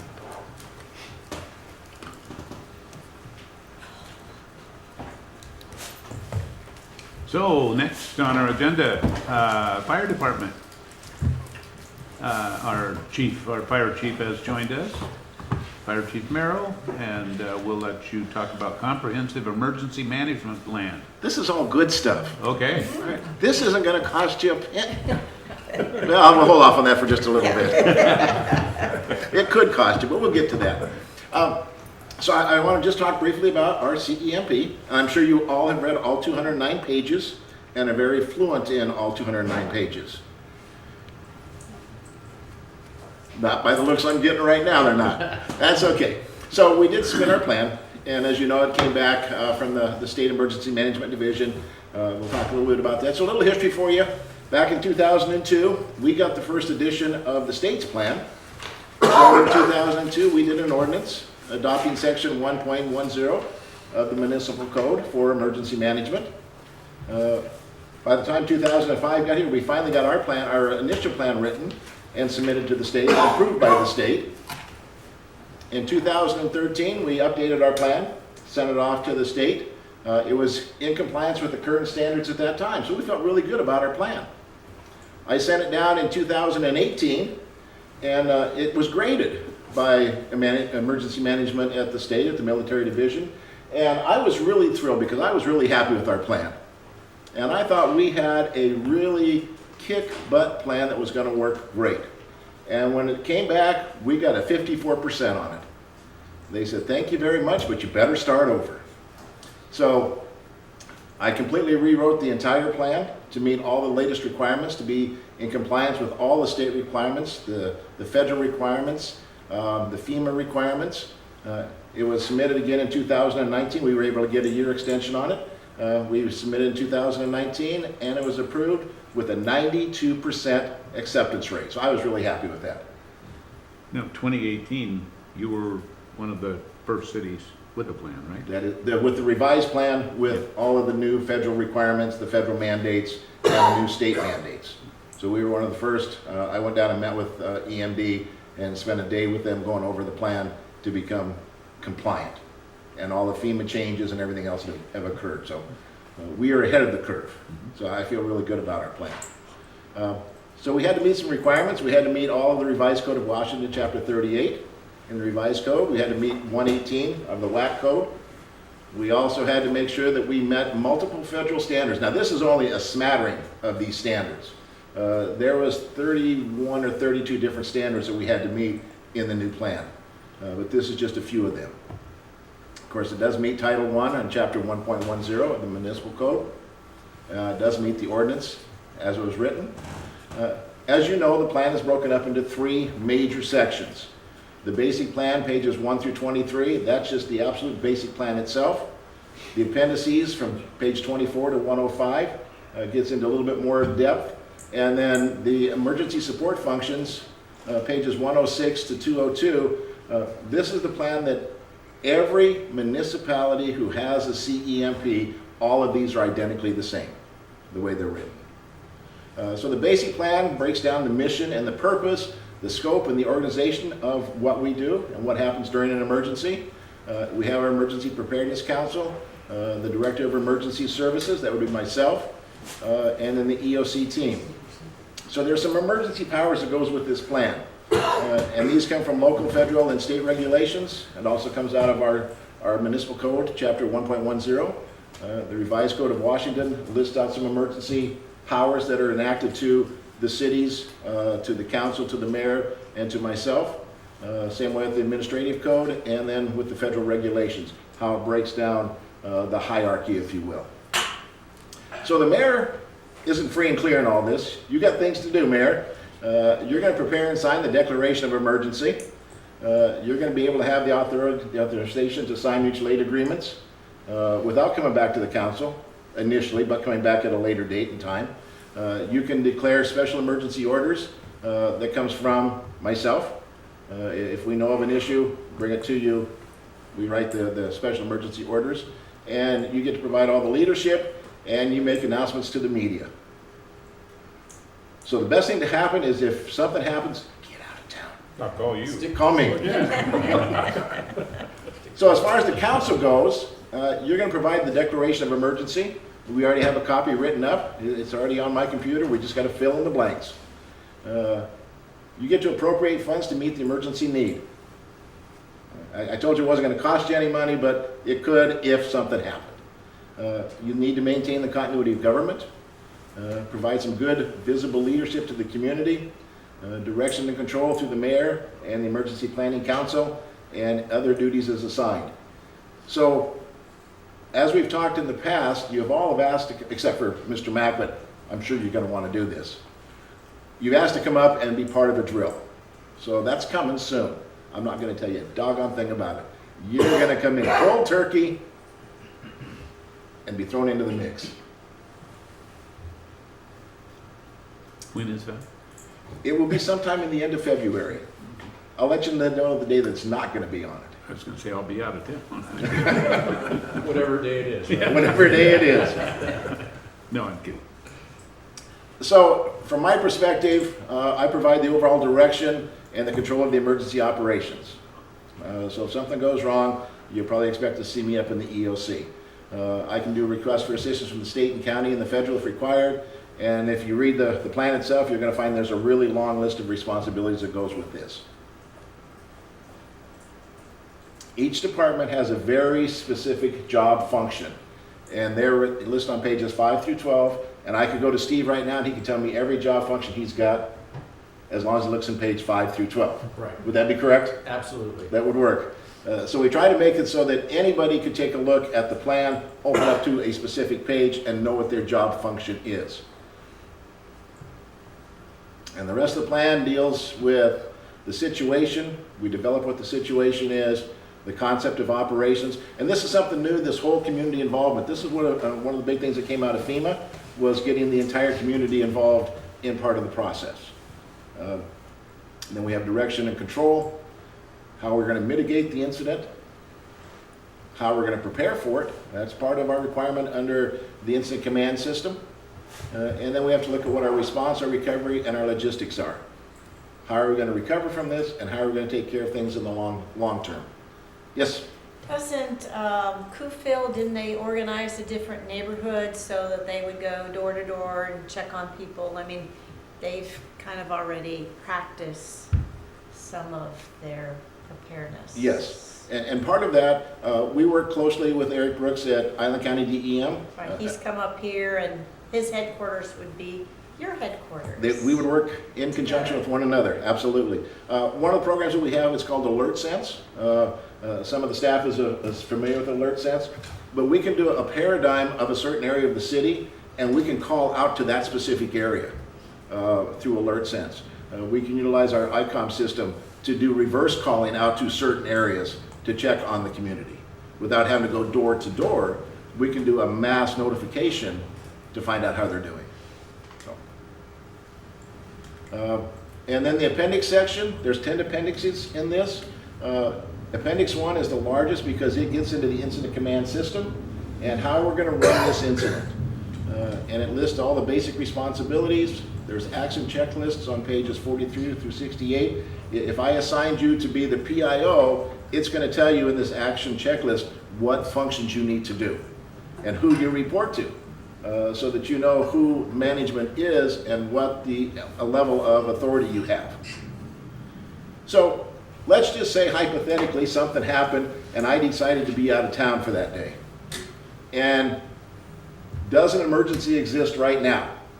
and you say, yes, it does, has the EOC been activated? And you say, nope. And Beth walks in and she has the highest level of expertise in underwater basket weaving because that was the crisis. You are now the Director of Emergency Services until you're relieved by somebody else. But if you follow this whole chart through, it tells you what you're going to do and what function you could be assigned to. I like the one on the top. Does an emergency exist? No. Relax, review the table of contents, and go home. But that's not what's going to happen. And part of ICS is we have to have a flow chart. Who reports to who? So as you see here, the mayor and the councilor at the top of the list, I report directly to them, and then everybody else to the left and below that reports to me, and that reports then up to the mayor and to the council. And we set up into operations, planning, logistics, finance, and when we look at that, who reports to the person in those specific positions. So that our span of control is 3 to 5 positions, so we don't have too large of a span of control, so we can be optimal in our job function. Of course, if this is an ongoing event for 48 or 72 hours, we're going to be doing action plans, we're going to be reviewing the planning P process every 8 hours when we leave, or every 12 hours. So these positions by people could change, but the function remains the same. And that's part of what the plan is designed to do. Appendix 2 through 10 just breaks down the direction, the continuity of government, public information, and different job functions. When we get to the ESFs, the emergency support functions, there's 24 of them. Numbers 16, 17, 18, 19, and 20 are currently reserved for future use by FEMA. This was one of the changes that occurred recently. When we did our original plan that I sent in, we were using 16, 17, 18, 19, and 20, and that was one that we got a deficiency on that says we're not using those anymore. So we've got 24 total, but these ones are not in use currently. Each ESF is very specific in its function. There may be something about communications, there may be something about firefighting, there may be something specific to emergency management. So what you're going to find is they're all set up the same way. It's going to have the introduction about what this process is, what the policy for this function is going to be, what the situation is, how we're going to operate under the concept of operations, and who is responsible for what. So that if Joel comes in and I said, okay, Joel, we're in ESF number 4 in firefighting, here it is, this is what you're responsible for. He's got that, as well as the annex to tell him what that specific job function details. All agencies that have a CEMP, all of the ESFs will be identically the same. So if we go to the county and we're looking at ESF number 4, it's the same in Oak Harbor as it is in the county. Remember I came to you not too long ago and talked about the Island County Hazard Mitigation Plan. This is tied in with that plan as well as the CEMP from the county. Years ago, of course, county went one way, we went a different way. We have formed those together so that if there's something happens, Eric can come in and fill in. I can go into the county and fill in for the county as the DES. So it's trying to make it so that in the event there's a crisis of some sort, we have been able to cover all the bases. What happens to the Navy? Because I know we have some interlocal agreements for things like that. Navy works on just a little bit different because of the federal installation versus the state installation. But when we talk about ESFs, identically the same because it is from FEMA for a federal agency. We won't go onto the base to use their EOC because of the federal versus the state and the city. Okay, but we are able to intertie with one another in mutual aid. Does that answer? Yes, sir. What you're looking That's for? fine. Okay, great. So I try to make mine as brief as possible. We're going to be doing a drill in probably towards the end of February. We've got something really fun planned. It's going to be a great afternoon. Let's see, how do I best want to word this? I want to make it a very good learning experience to make you feel comfortable about what we do. It might put a little stress, just a touch, there might be a little bit of interest in this, but I'm looking forward to it. My devious side is coming out. So if you have any questions or comments, I'd be happy to take them. Councilors? Oh, go ahead. There's a lot more council members that have day jobs. So I would suggest that if you would like them to show up, they need a lot of notice to be able to make arrangements if they can or cannot come. Well, I would suspect that, and I would agree with you, and I would suspect this may start somewhere around 4-ish in Okay. the afternoon. My deviousness is coming out. Okay. So, I'm but yeah, just- we've looked at that, yes, absolutely. Okay. Thank you. That's all I'm. Councilor Jabez? So long-term planning, when you consider what the real emergency or possible emergencies would be, earthquake probably is close to the top of that list for major. EOC on the second floor of a building built in, 92? do we at some point, would you ever make a standalone first floor EOC that's modern, retrofit, or not retrofit, but not to say the fire station isn't up to all the modern earthquake standards, but what are your thoughts on that, besides building a whole new fire station? Now, there's an idea. I like that idea. Well, Kathy's facility is an alternate EOC. Of course, we've got Island County's EOC. So we have 3 different facilities that are available that we can utilize as an EOC. But I like the idea of a new fire station. We can talk later. Anyone else? Questions? Okay, thank you, Chief. Thank you. Next on our list is Development Services. 3 different presentations. Start off with the proposed C4 zone code amendment. We have our senior planner joining us, Kat Kamak, and our Development Services Director, Steve Powers. Thank you. Good evening. So I have a really short presentation on an application that the city received requesting a code amendment to the C4 district. So what I'll go over is quickly the application that we received, kind of the lay of the land in terms of what are the issues surrounding, what are the existing things that are impacted by this request, challenges and restrictions that affect it, and then we'll kind of just have a informal discussion to kind of get comments and feedback. So the application request is from Living Faith Christian Church. It is for a piece of property that's located this is Northeast 16th, Highway 20, Otfield Road.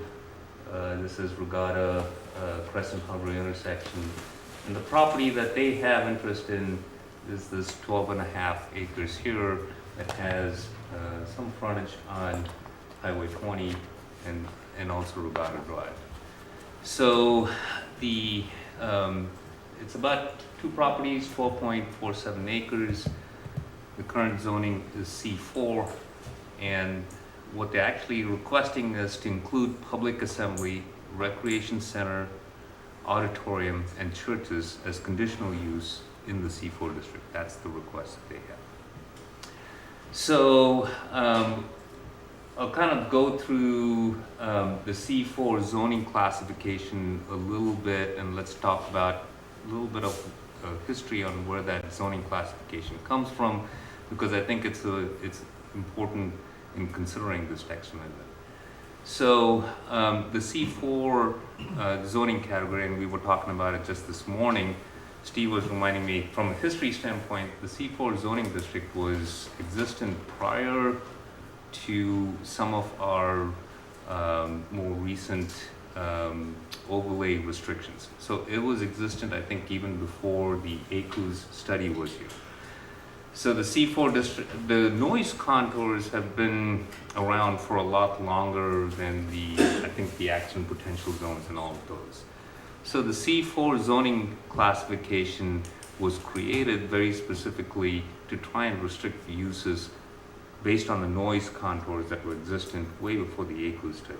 So the C4 uses have been in there for quite a while as restricted because of the noise zone primarily. So if you look at the uses in the C4 district, they are really very not people intensive.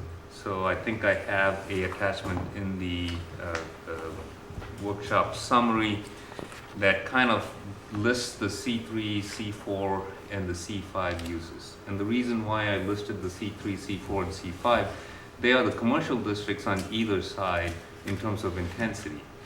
And the attachment, as you can see in the attachment, the C4 is in the middle column, and the C3 and the C5 on either side. I don't have, because the text is so small, I didn't want to put it up on the screen, you won't be able to see. I do have a slide, but I'll get to that here in a little bit of the table.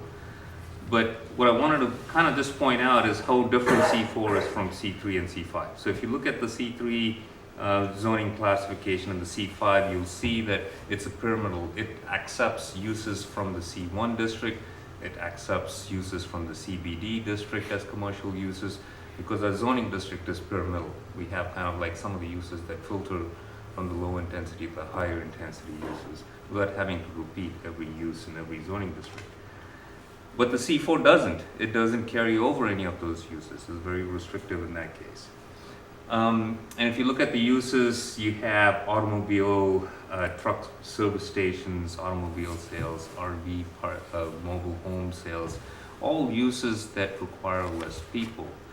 There are some uses in there like restaurants, and I think that was there from the previous C4 when it was originally created, maybe as a service for people that are working in that area, but we don't actually, and also that hotel across the street had a restaurant, but doesn't have anymore, the Dutch Holiday. Yeah. So those are the reasons why the uses are currently as they are. So this is a quick slide just to get a bearing of, this is the C4 zoning district. That's the extent of the C4 zoning district in Ocala. Very small area and it's restricted. And as you can see, these gray areas here are the APZ1, shaded area there, APZ2, and this is the APZ3, accident potential zones. So those are further restricted. We have, and I'll get to those restrictive layers. Here's the property that is in question, and as you can see, some of these, the APZ kind of touches the corner, but primarily what it is this noise district greater than 75 LDN with this noise contour over here, and we have those noise contours that we have adopted from the ACU study. Ooh. Did I do something?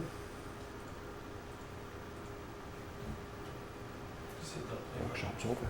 Over the plate? Yeah, the workshop's over. Remember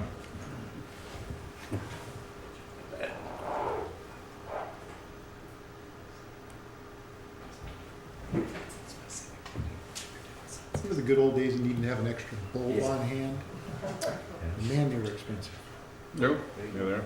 Thank you. All right. So this is the table. It's not meant to read all the uses there. I just kind of threw it there for graphical representation. But what I went and did was I kind of just assigned some color coding to the uses in the C4. So the C4 is the middle column. The green uses are some of the uses. These are permitted uses that share some of the with the C3 and the C5. You can see there's very little green in the C3 and the C4 that's actually being shared. All the orange colored ones, they're not listed in the C3 or C5. They're listed only in the C4 district. And then the red ones are conditional uses that somehow carry over from the C1. So less uses, you know, the useless stops there. That's the C3, the workhorse all along Highway 20. You know, you have your Safeway and Albertsons, all of those. Hagen, they're in the C3 district. And then the C5 is also a smaller district, highway commercial, banks, and so on. So you can see that the C4 district is pretty restricted based on the uses. So what are the other restrictive layers? So the noise zone and the APZs are the other restrictive layers that are on this. So these come directly, so this is, and this is again for representation, not for reading purposes. I just want to point out that these are sections of our code, zoning code and the building code, in terms of how we've incorporated the ACUS study into our codes. And these tables come directly from them. Most of the information, no changing, nothing, it's just taken. And this is because of just the relationship you want to have with NASWB. These are not requirements, these are just guidelines which we have adopted. And that is basically the way we do land use compatibility with the Navy and try to manage how we live with them as a neighbor.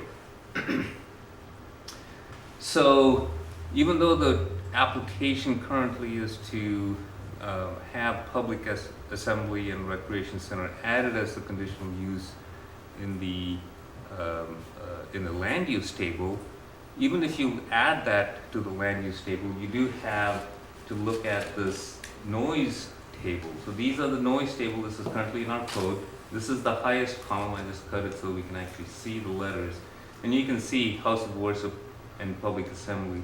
And it just simply says N here as not permitted or not recommended to include as a use in these high zoning districts. So, so that's kind of the parameters or the framework around the C4 zoning district and the text amendment that they have requested. We have kind of contacted NASWB and just kind of given them this information saying we have this application, what do you think? Their comments are more on the neutral and hesitant side. They're kind of just pointing to the current code and saying, you know, the existing churches around this area, if I go back to the map, there are some churches here and they have been there before the ACUS, so they're basically non-conforming and they've existed there for a long time. So other than that, they're not really thrilled about, you know, they're not enthusiastic, or they're not saying this is a great idea. I don't think, I mean, there's a very specific reason why they are trying to keep people-intensive uses out of the noise zone. So one of the things that they're doing right now is they're updating their ACUS study, and we're going to have a newer version. I don't know when it's coming out, maybe in a year, maybe in a couple of years. The timing is hard to tell. But we don't anticipate having any changes in the use tables, in the sense the tables are not going to all of a sudden become more relaxed. I think there'll be contour line changes, or there may be some noise update levels. But I don't think we're anticipating an increase in number of uses into any of these zones. I don't think that study is going to look at that. So this is the kind of, we just wanted to share with you, so because initially it seems like a text amendment and you want to kind of support development of land and try to accommodate uses, but we do have these restrictions that are meant to be there to kind of mitigate for all the impacts and being neighbors to NASWB. So we're kind of at that point. So we just wanted to share that information with you. You know, comments, ideas, suggestions. We have a representative from the church here as well. If you want to hear from them on the ideas that they have for this property, you can open it up and they can address some of the questions as well. But we just wanted to share that information with you right now. So I think the policy choices in front of the council really are, and first of all, CAC has done a great job laying out the history and sort of the lay of the land, if you will. But he said some really important things. Of course, we have the ACUS study from late 2005, early 2006. They are recommendations from Department of Defense via the Navy to jurisdictions. Councils in the past have historically accepted those recommendations, and we've incorporated them into our code, into our comprehensive plan. So that's one side. The other side is you could certainly say to yourself that the C4 has a very limited area in terms of where that zoning exists in our community. You certainly wouldn't want to allow assembly uses underneath any of the APZs. You could make the policy call that from a noise zone perspective, given the limited area that C4 zoning exists, that potentially you could see your way clear to having churches and assembly uses being a conditional use.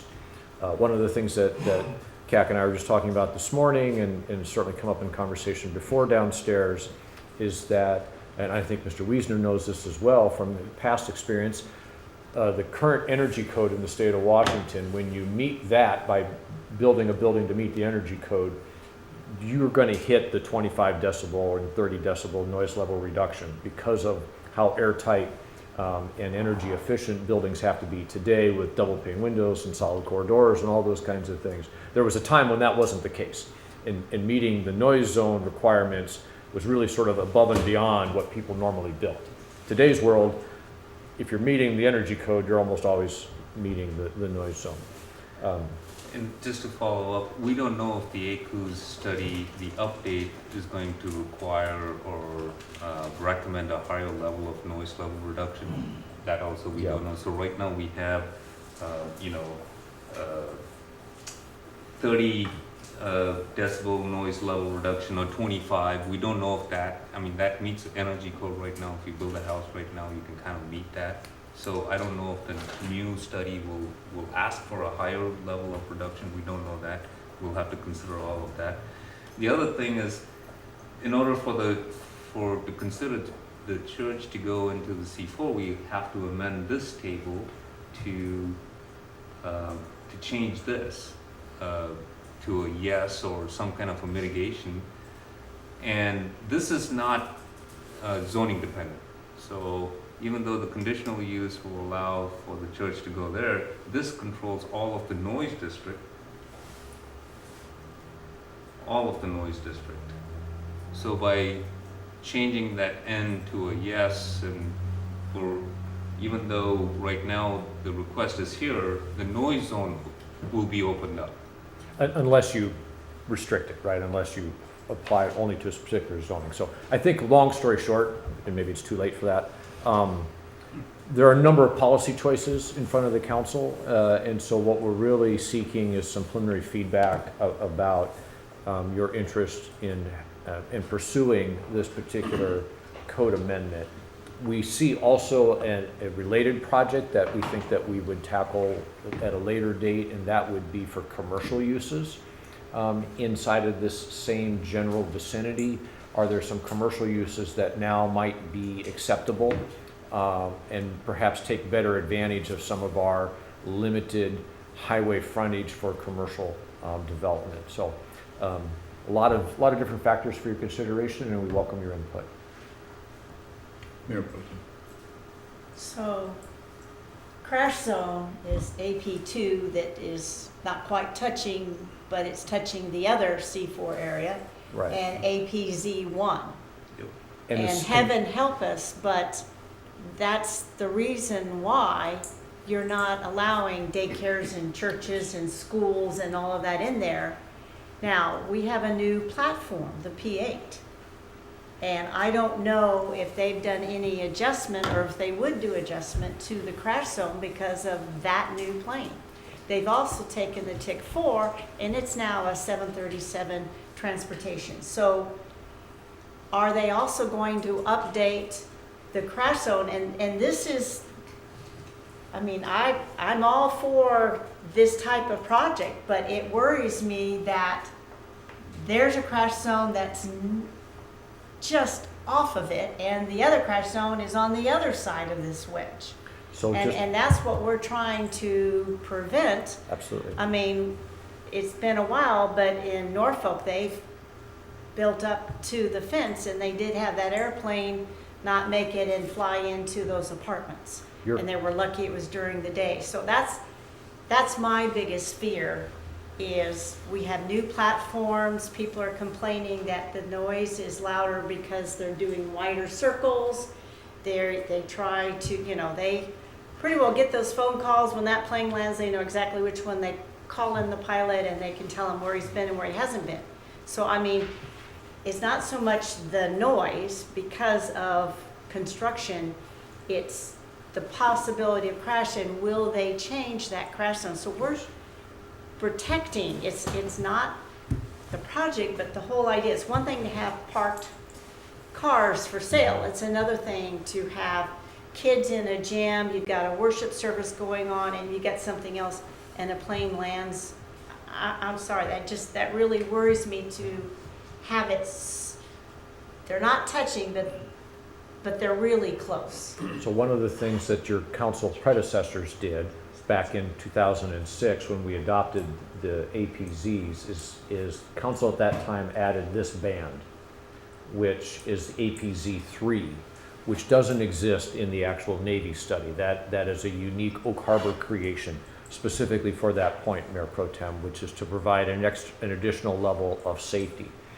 But you're correct that these are the issues sort of at stake, and it's been a long time since anybody has formally asked the city to consider amending the C4 zoning code, and that's why we put this item on your agenda this evening, is so that we can get this feedback and so that we can provide better guidance to the church as to how we move forward, if at all. Councilor Mack. Thank you, Mayor. Question, Mr. Powers. I'm all for a project, community center, a gathering place, but I'm with Councilmember Munns. If the city decides to change this and allow this type of thing, and you do have some kind of accident, it could possibly have the potential to open up a huge liability for the city. Since we allowed this new project, people were there, accident happened, and that type of thing. Is that a possibility? I'm not going to speak to the issue of liability because I think it would be out of turn for me to do that, but I understand your question, and I think that's an important question for the council to keep in mind. Thank you. Councilor Servais. I too applaud the desire for infill and trying, I'm all about that. One other thought besides the APZ, so I was trying to decide what's required versus, or what's not permitted versus just not recommended. And how do we balance that with potential liability? The other thought that came to mind is Khalifa. So we designated, I'd have to go back and find that ordinance, but we have sensitive areas where we could locate marijuana dispensaries, recreational marijuana dispensaries. How does this work now, grandfathered in, if we have a community, I know it was the basic thing, schools, but we have, one of those was rec centers or community centers, couldn't be located within so many feet, or vice versa. The retail marijuana couldn't be located within so many feet. So how does it work now when you have that sitting there and you want to have a community center pop in next door to it? So it doesn't affect the ability of the existing marijuana business to continue operation. So if they're in existence first, and then one of the identified sensitive land uses builds in close proximity to it, that's okay. What can't happen is you can't have the sensitive use first, and then the marijuana-based business being inside of that separation requirement. Okay, so as long as you're doing with eyes wide open, Yeah. it's okay. And I don't remember whether churches are identified as a sensitive use or not. Libraries, schools, daycares, those things were all parks were all certainly identified in the state law as sensitive uses. My memory is slipping on the church issue. But I don't know if it's churches more, I was thinking, Of a rec like center. rec center facilities like that, not Yeah. churches, but where Yeah. kids or people would gather.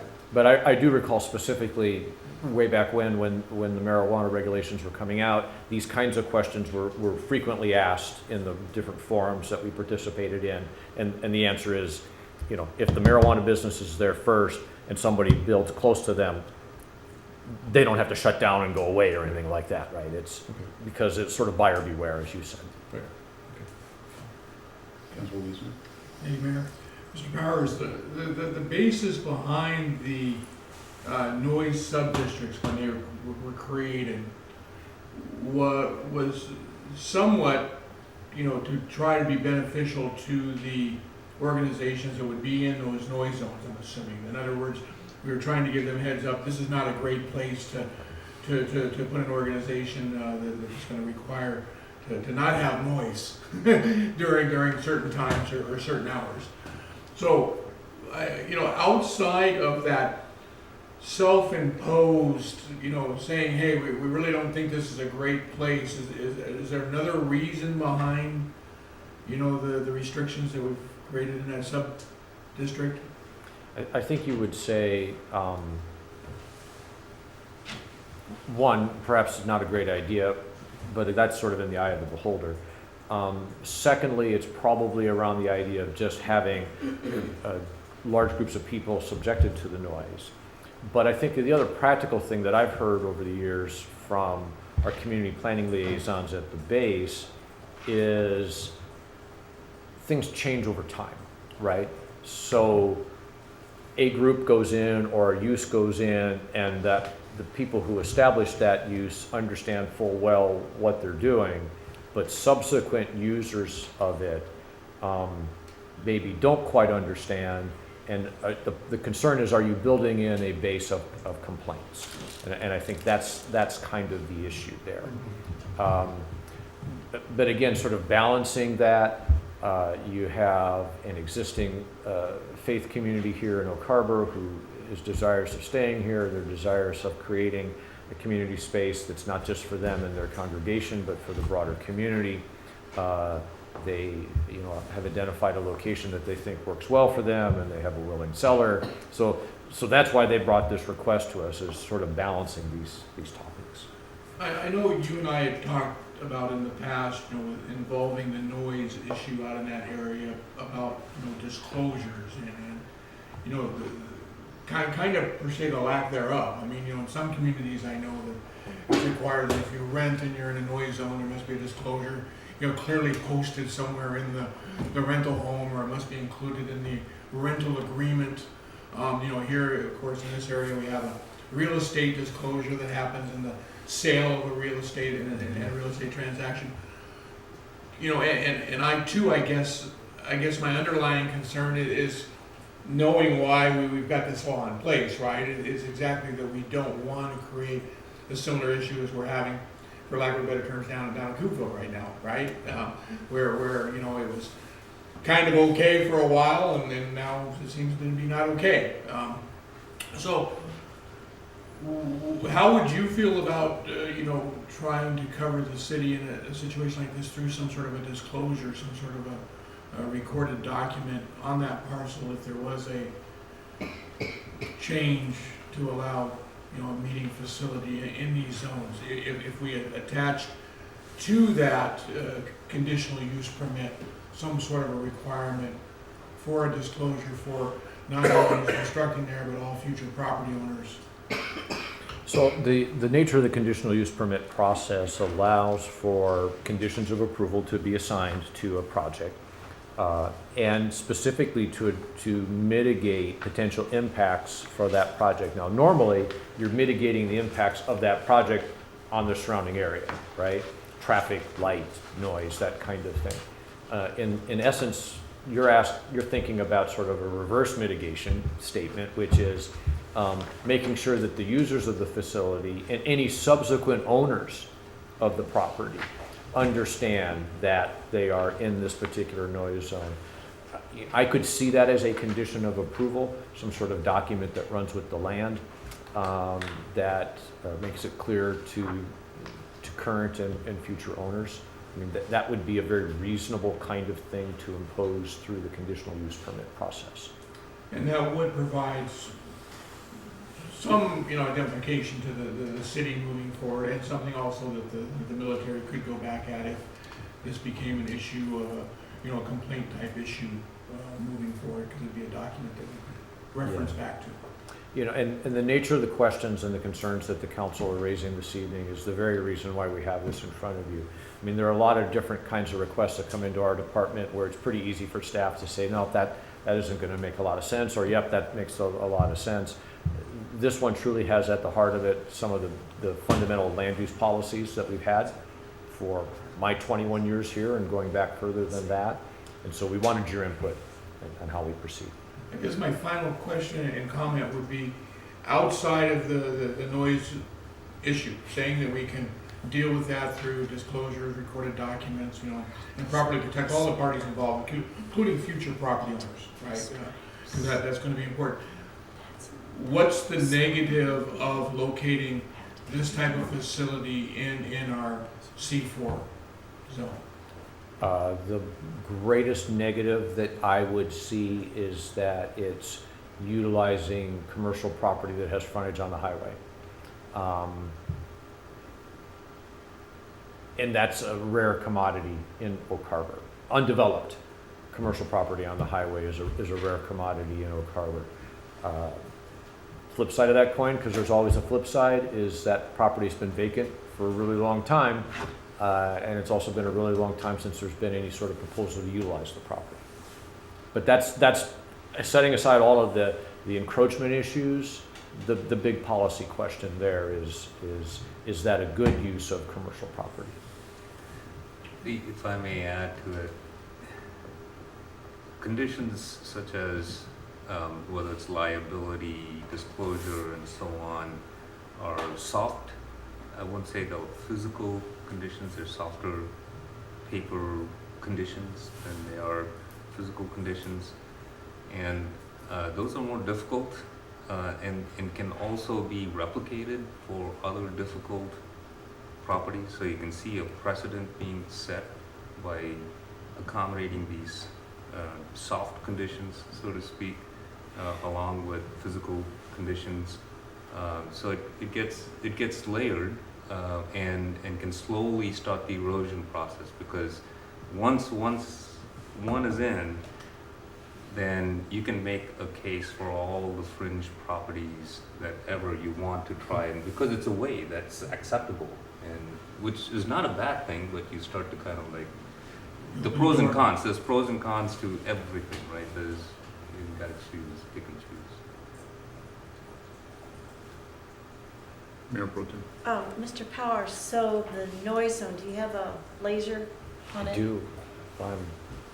There we go. Okay, so the C4 noise zone, that would have to be reviewed or done. Where goes from here to here and how wide? Can you kind of? So the noise zone is Mhm. this black dashed line, right? So everything to this side of that solid, or that heavy black line is noise subdistrict C. And so that has relevance to us in terms of the amount of noise level Okay. reduction.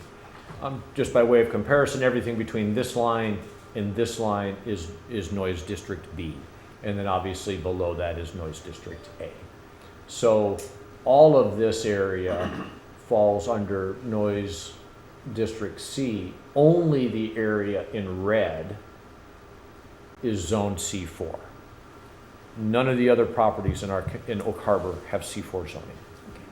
Did I get the, did I answer? Yes, Okay. I just, Yeah. but as you say, you open up one and it starts going down. And the other thing is the first owners understand it, they realize it, but then as the generations go on, doesn't mean anything to them, and then they fight back. So Like when they have a house and then all of a sudden, well, no.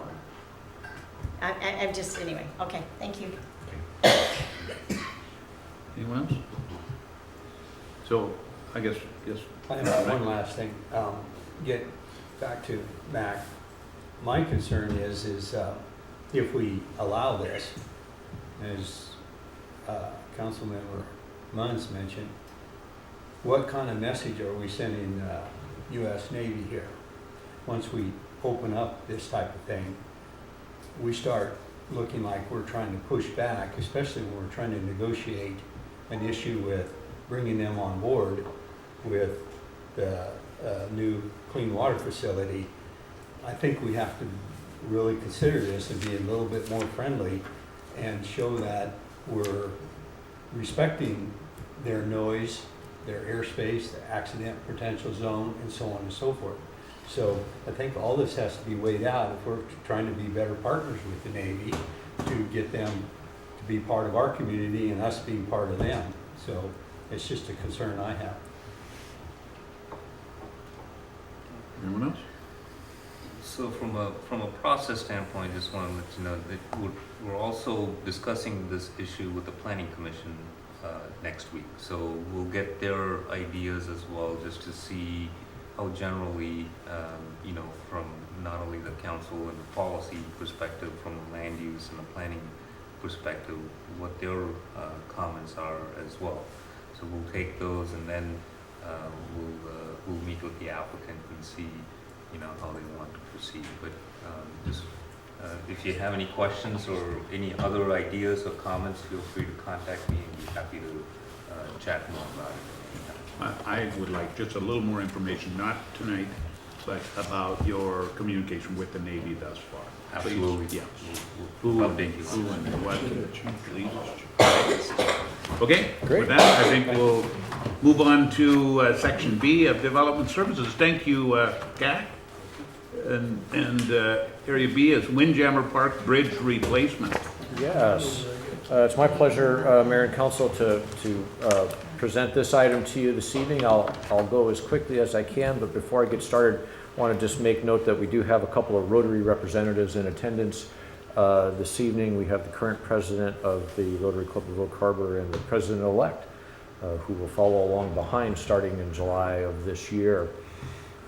So I think most of the council is probably aware of the fact that the Rotary Club actually built the lagoon and the bridge in mid-1960s. As a footnote, long before there were permits required for that kind of thing. Those were the days, right?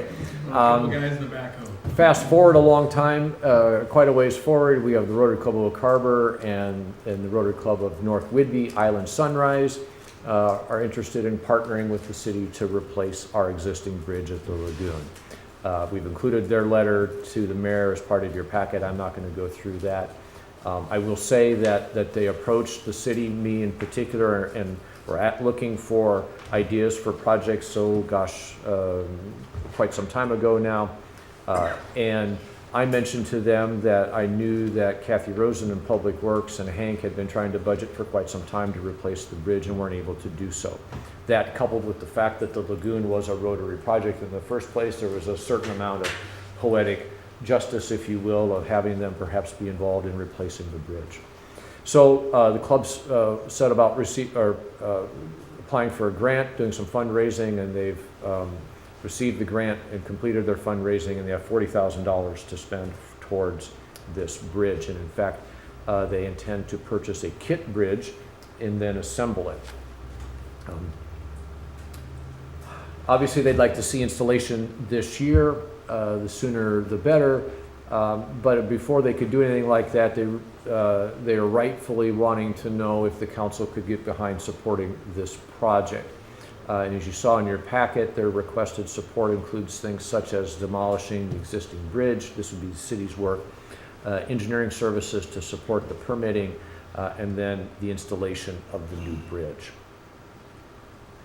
So once we were informed by the Rotary clubs that they had completed their fundraising and they had the money necessary to acquire the bridge, Public Works staff and Development Services staff held an initial meeting to talk about, okay, what's involved in partnering with the city. And so these were some of the major topic areas that we discussed. One of the key things on our mind was how best to limit the permit requirements. As you have heard over and over and over again, when we're on the shoreline, there is no more complicated area for permits than that location. We also know we are going to have some structural engineering needs because we're talking about a bridge, albeit a small one, but nevertheless. There are some environmental work window limitations that we need to keep in mind when we're actually allowed by the state agencies to work in and over the water. That could affect our ability to partner on the project. What are some of those opportunities and constraints? It's great to partner.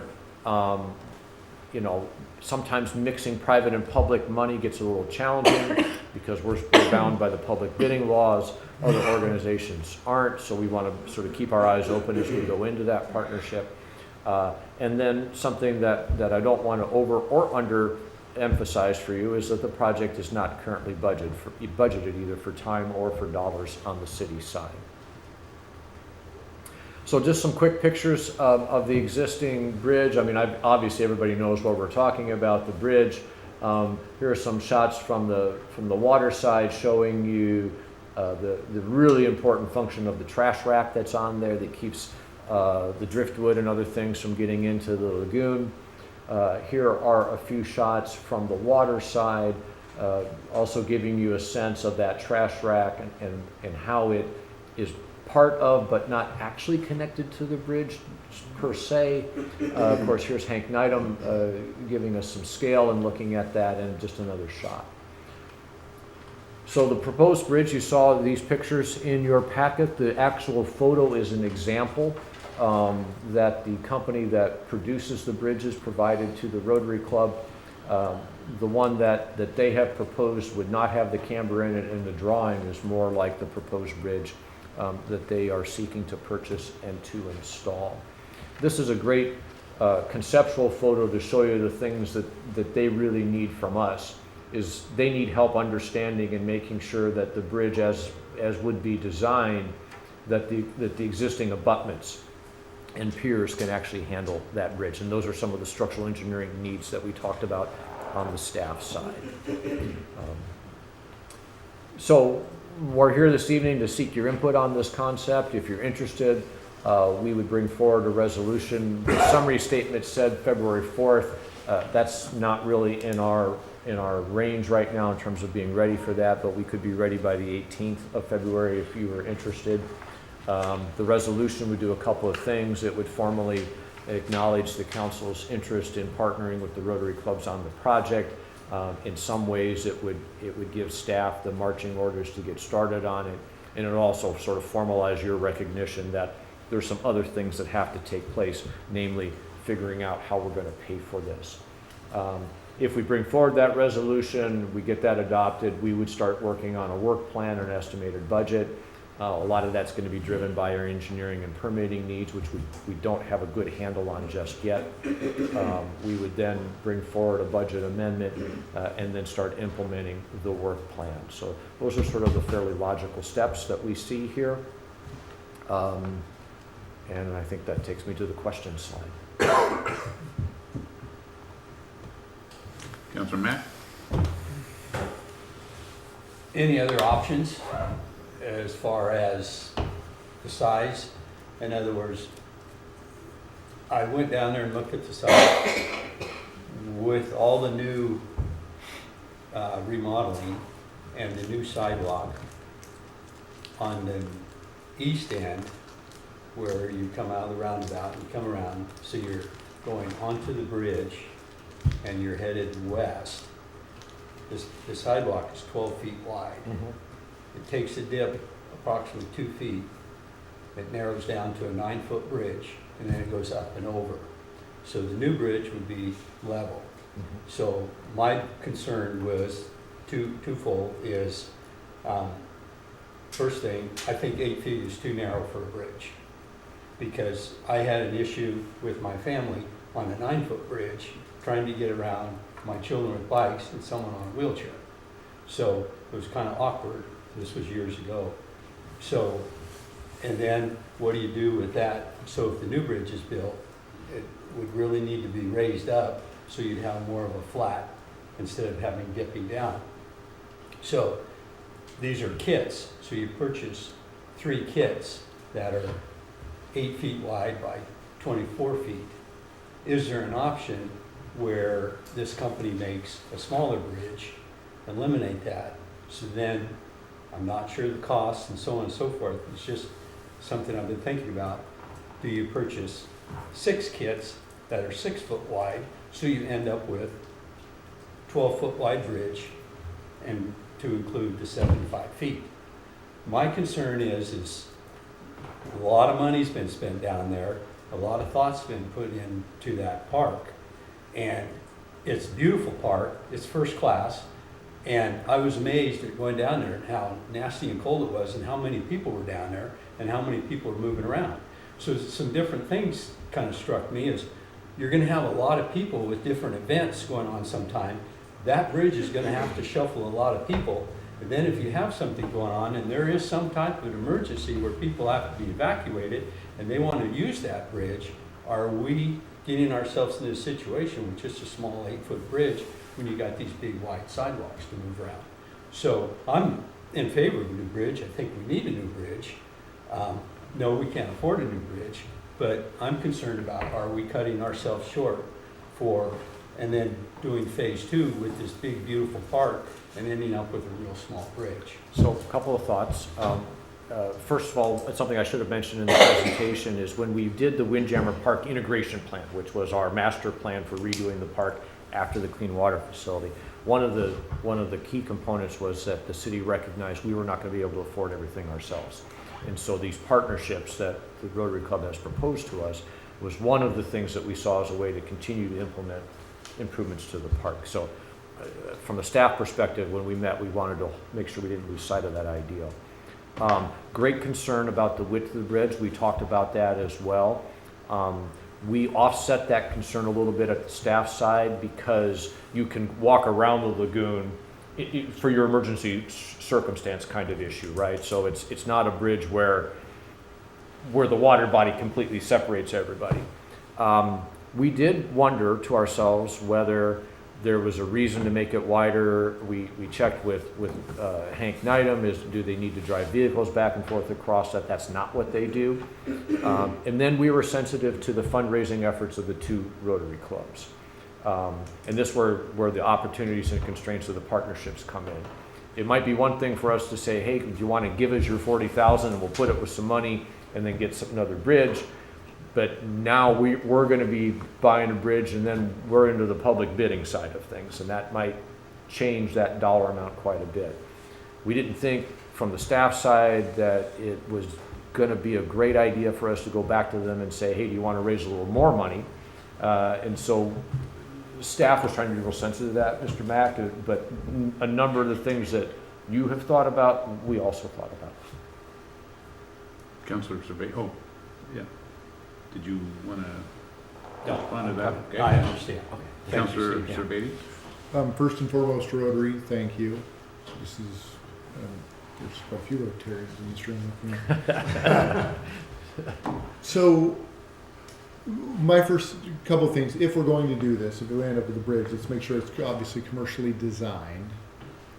Looking at those pictures, we don't want 2x2 pickets the kids love to kick off, right, and see how far they can blast one of those things. So just, if I could, footnote to that, the design shown does need some changes in order to meet applicable codes, and so we're well aware of that. I always love walking across that and watching the kids leaning over, which obviously nowadays, Yeah. I don't know what the standard is between there, but it's the width of a Coke can or You're not something. able to be able to pass a 4-inch ball between the Okay. spindles. So a commercial design, if we go that way, it's timely because with phase 2 of Windjammer Park, we're trying to decide what do we do with that area. One of the designs was the lagoon gets reduced in size. We've talked about, I don't know if it would be the lagoon, but maybe the Rotary wants to own an amphitheater. And the only reason I say that is with the sand, I call it the sand flea, it's a sand shrimp.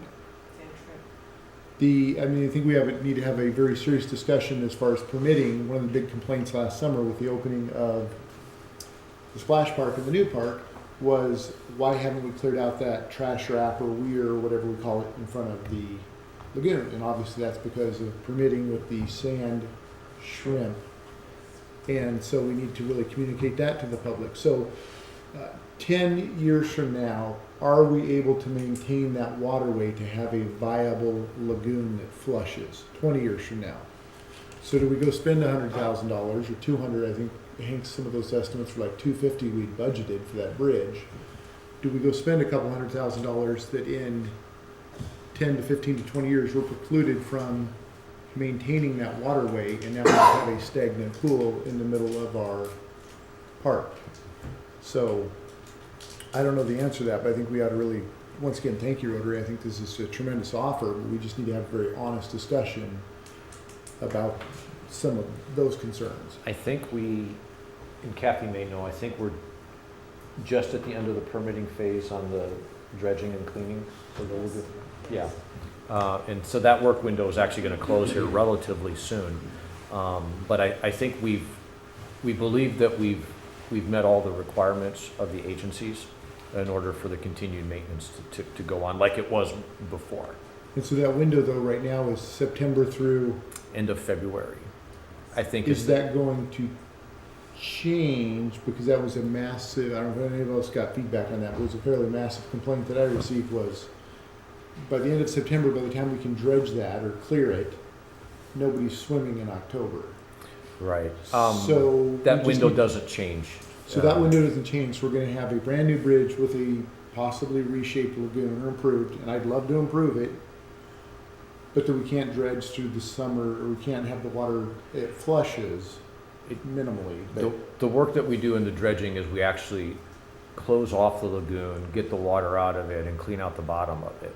I think clearing the debris from the front of the trash rack is different than doing the work inside of the lagoon itself. but when I've been down there, especially after, in the spring, or, you know, it's not just the trash that builds up, but all the sand completely Yeah. fills back in. So I don't know how efficient that exchange is unless we redevelop, and there's a pipe that maybe goes under, which would be crazy expensive, but some way to flush that water to keep it. We talked about And- some of these issues as well, and one of the things that we were trying to be cognizant of is scope creep, because that happens a lot as well. But this is why we're talking to the council to see, is this a project that you want to engage in and help bring to fruition? And one last, because I did ask Hank, the county tests that, maybe Kathy, you can affirm this? It's tested weekly, regardless of what they say on Facebook. It is tested, but I'm just gonna throw out there, Rotary Amphitheater might be pretty awesome too. I know we have a lot of Rotarians. You know, we have a very good philanthropist in town called Island Thrift. I'm on their board. And this is something that, I don't know if you've approached them at all with a grant or matching funds, possibly? I don't, if you're asking us, I don't believe we have, no. But if it comes about, I mean, it's a fabulous project, but there are more needed funds. I would encourage you strongly to talk to Island Thrift, because that's their whole purpose, is we are generously awarded with things people don't want anymore, and we sell them, and we put it back into the community. I believe you've been a great partner with Backpacks, yes, and we appreciate that. There are a lot of things. I don't think, and I think it's about $5 million from just '04 we've given back to the community. So anyway, I'm just Yep, good idea. tossing it out that make your case and fill out the form. And There's a certain ex-mayor who is a Rotarian who's on the Island Thrift Board, I believe, that we could take the request to. yes. Yeah. So, but I mean, I'm just throwing it out. Sometimes you get stuck and you are done raising funds. This is it. This is our limit. The money that was raised by the Rotarians towards the new stadium blew people's minds when you just handed them over $500,000 and said, "Here, now get the stadium done." So I'm just throwing it out. The time limit may be a little bit longer. So we would bring a resolution forward on the 18th of February if the council was amenable to that, unless you needed us to come back at another workshop and have another conversation with you. What are your thoughts in that area? Councilor Weezer? Thank you, Mayor. I just wholeheartedly support this. I mean, you know, we've got two Rotary clubs coming together to put this along with a Rotary district, right? So this is actually a regional project, and it is something that, you know, has served the community well for many years. You know, certainly budget is an issue, and then I'm assuming that what you're going to do, Mr. Powers, is work up for us in that ordinance will come back on the 18th. The costs associated, so that we can. We won't have costs by then. I mean, I think we threw around some arm's length numbers, but I don't know that we want to hang our hat on that. We have some less than arm's length numbers for us, maybe? I have to look at the city engineer for that. So maybe, He's the one with the longer arm, I so, think. yeah, so maybe shoulder length or elbow length numbers? It's tough to say, you know, it starts with the structural analysis of the existing abutments and piers. And since there's that's a big question mark because there is very little, if any, as-built information on how this was constructed. And what they would stand. And, you know, and then you get into the whole attachment of the trash rack to the bridge. It's actually attached to the face of the bridge at the top. You know, the pressures that put on it. So you gotta look at all these issues, right? And so it can be as little as, you know, maybe an $18,000 inspection effort up to, I'm gonna estimate probably $50,000 to $70,000 for a full structural design for a new support system, if that support system is not available to it. So that's what Steve's alluding to. This is a very broad range of numbers, and you know, and we are prohibited by the state law that says, give us your price, structural engineer, to do this. We have to set a scope of work, negotiate a price, and then we would know the exact price that they're going to charge us. And so it's very tough to identify a engineering number just for that structure alone. And then you know, the cost of the structure, if that's the appropriate structure to go there. They're, you know, in talking to Hank and Item, the last time they replaced that bridge, they made a mistake. And the first people that built the bridge and didn't measure properly, and that's why there's offset beams and things of that nature in there. And so, you know, and I've reached out and I talked to other bridge manufacturers that make prefabricated bridges, and they've all came back and said, you know, they can count on one hand how many bridges actually fit an existing opening, right, and existing structures that are there. People always want to leave the existing structure, right, so that's the hard part, and they said they can count on one hand how many of those prefabricated bridges actually can go on existing systems. So it's a very, you know, a broad range of numbers. It's just, I can't identify right now. Maybe by what day you said it was, the end of February, I might have a better ballpark of a bridge cost, and can narrow down some cost of engineering, but it's too broad to say right now. And Mr. Bowers, inevitably this bridge needs to be replaced, right? I mean, this is something we've been discussing for many years. And inevitably if we can figure out a public-private partnership like what we've got going, inevitably it's going to end up less money than if the city took this on as a task of its own. I think that's true, and I think there's the other part of that, which is a bit more intangible, is the demonstration to the public, once again, that the city can partner with civic organizations to make improvements to public places. If we think about how we've gotten some of our best facilities in the past, it's come from the Lions Club, the Rotary Club. You pick a different organization, right? And I personally think it's important as we continue to redevelop Windjammer Park that we reestablish those public-private partnerships. And the Rotary Club also put in the power down there, the power pedestal that we've been able to. For the car shows. Yeah, Yeah. absolutely. Yeah.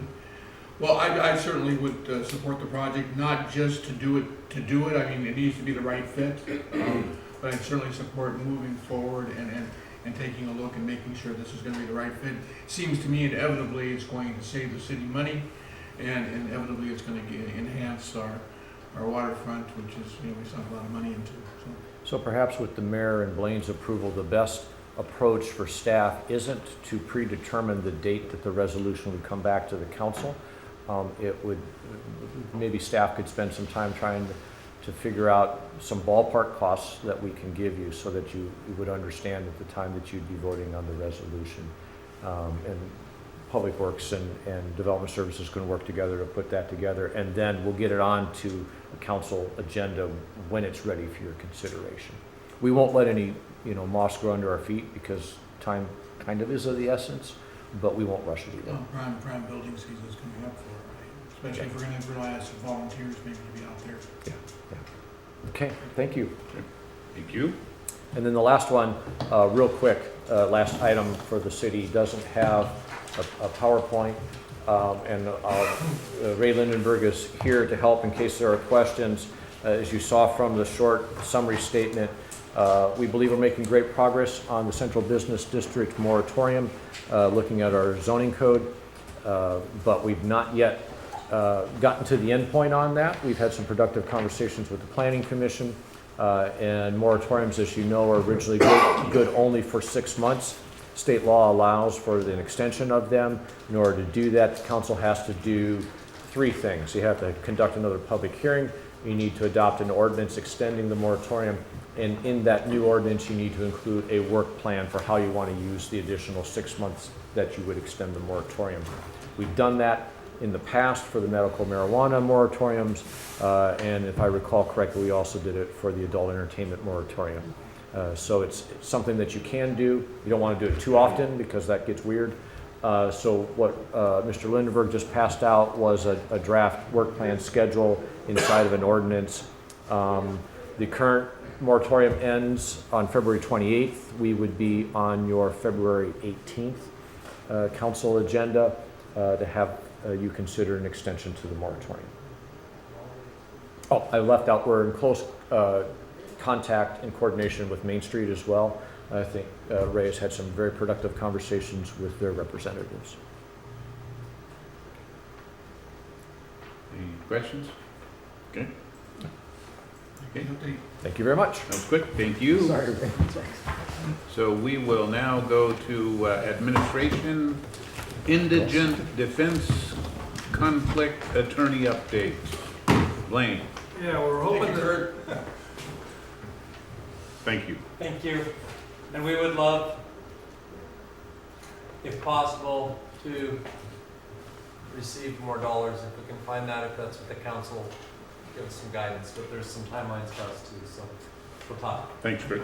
Thank you. All right, this is a familiar topic. We tried twice to go ahead and get some backup. We have our primary defense attorney that we're required to provide, and then we need backup. The backup person that we had stopped doing it at the $50 rate. We came back and council gave us approval to do the $75 rate. Then we came back again and asked for the $85 rate because we didn't get any takers on that.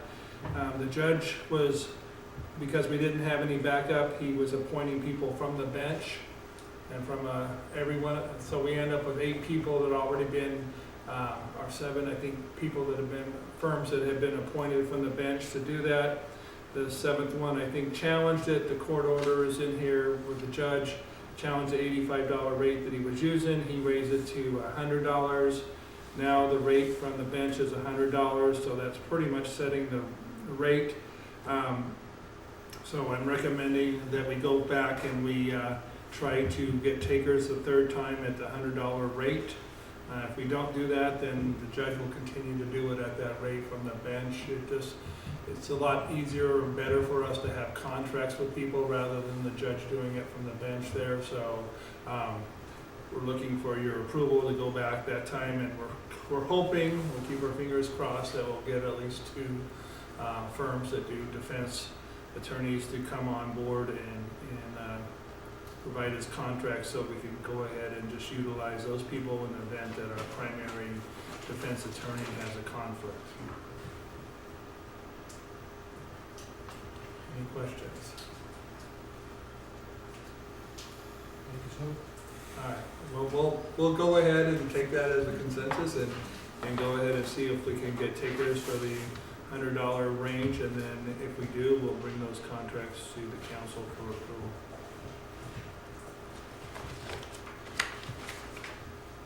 City administrators report.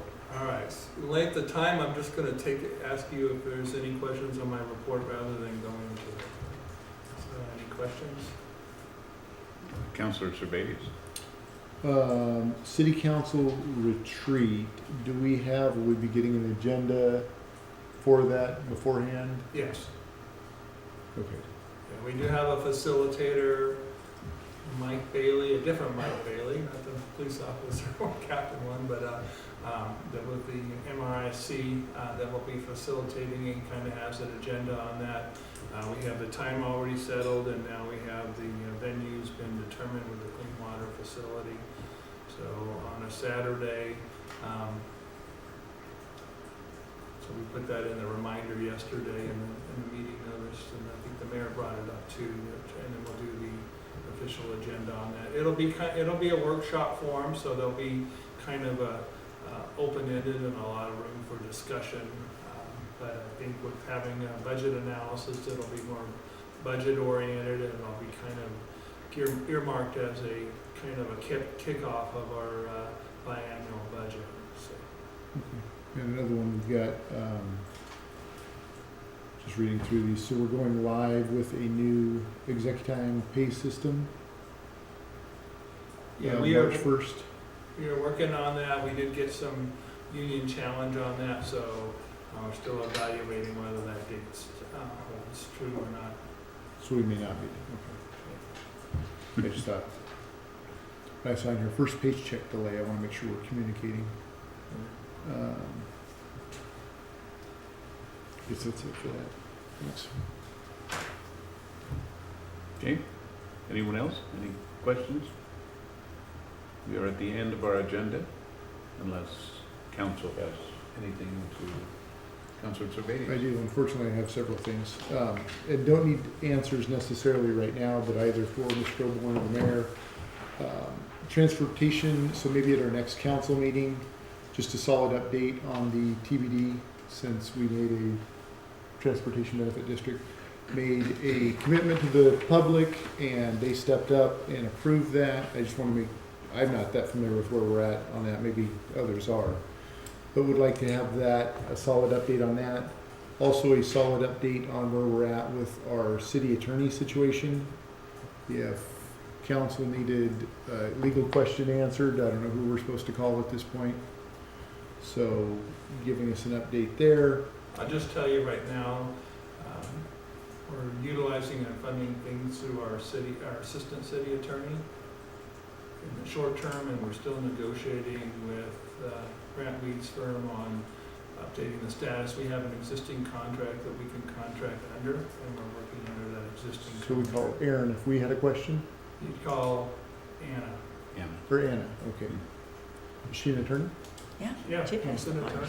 I didn't know she, I thought she had a JD, I didn't know she. No, she's our assistant city attorney. We have two assistant city attorneys. They're both assistant attorneys, but Anna does more of the civil side, and Anna's been here in council and does a lot more of the simpler things, so we're lucky. And then we do have, she can refer things to Grant Weed's firm, which would include Mickey, so I think the status is going on. It's just been taking us a little longer to kind of negotiate the status with that and how we do that on their end, but certainly we have the existing contract that we're able to work under, so the workflow continues to do it, and we continue to have that support.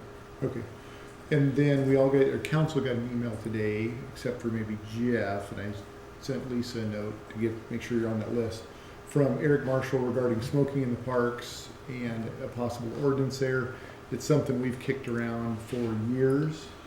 It's something I can support, so I would like to see that brought forth, maybe just as a discussion point on an upcoming, I mean, no reason to wait. We do it on our next agenda if it's not that full, but to revisit actually taking on, we drafted a resolution of support for not smoking near parks and the kids, but his email talks about an actual ordinance, and I guess that was it.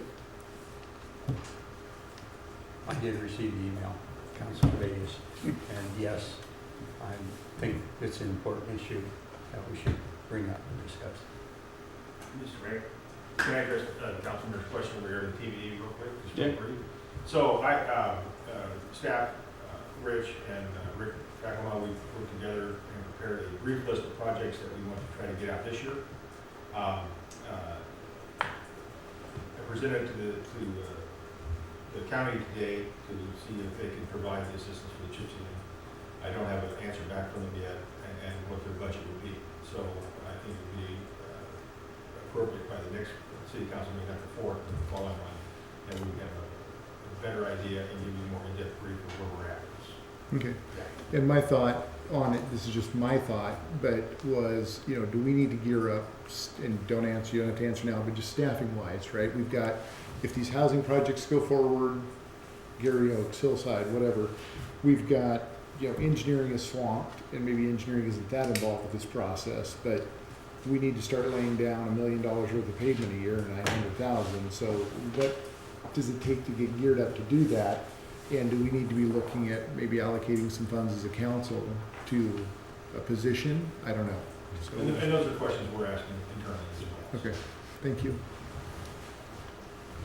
Anyone else? Yes, I do have a question concerning that. I've actually had a few customers ask me if they need to, I'd be need to be charging them more because of the sales tax. So which brings it, so when does that kick in? April On- 1st, Okay. April 1st, and then they'll start getting money in June. Okay, so, They'll be sending out the notice, they've been notified on the city line side, so anybody in the city, they'll start getting the notice on that the rate is going up at the 0.2%. It's April 1st, isn't it, Patricia?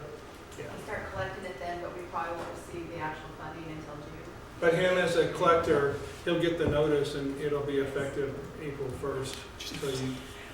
so the notice comes in your utility statement, that type of thing? No, the notice would come from the State Department of Revenue, wouldn't it? Okay. Okay, so Yeah. that's what we were Wouldn't it trying would to come from the figure out. Department of Revenue? Yeah, they Okay. submit it to us. Well, we called the county had no idea. Then we called the state hadn't received the information, and so we thought it was kicking in immediately January 1. No. And so the customer was alarmed and didn't want to get No. into trouble. And so- You're okay right now at the old rate, but they should give you all the notice on it that the Okay. rates change, and so, Okay. and they'll probably give you additional forms and stuff, but it's all through, we filed everything through the Department of Revenue Okay. we needed to do, and they gave us an April 1st commitment of their date. Yeah, first time I had a customer eager to pay extra sales. Wow, tax. yeah. It's a great was really straight. That's exciting. Well, this is, hey, they love the city. Well, that's good. Anyone else? Okay, seeing no other business, we will be adjourned. So, marketing.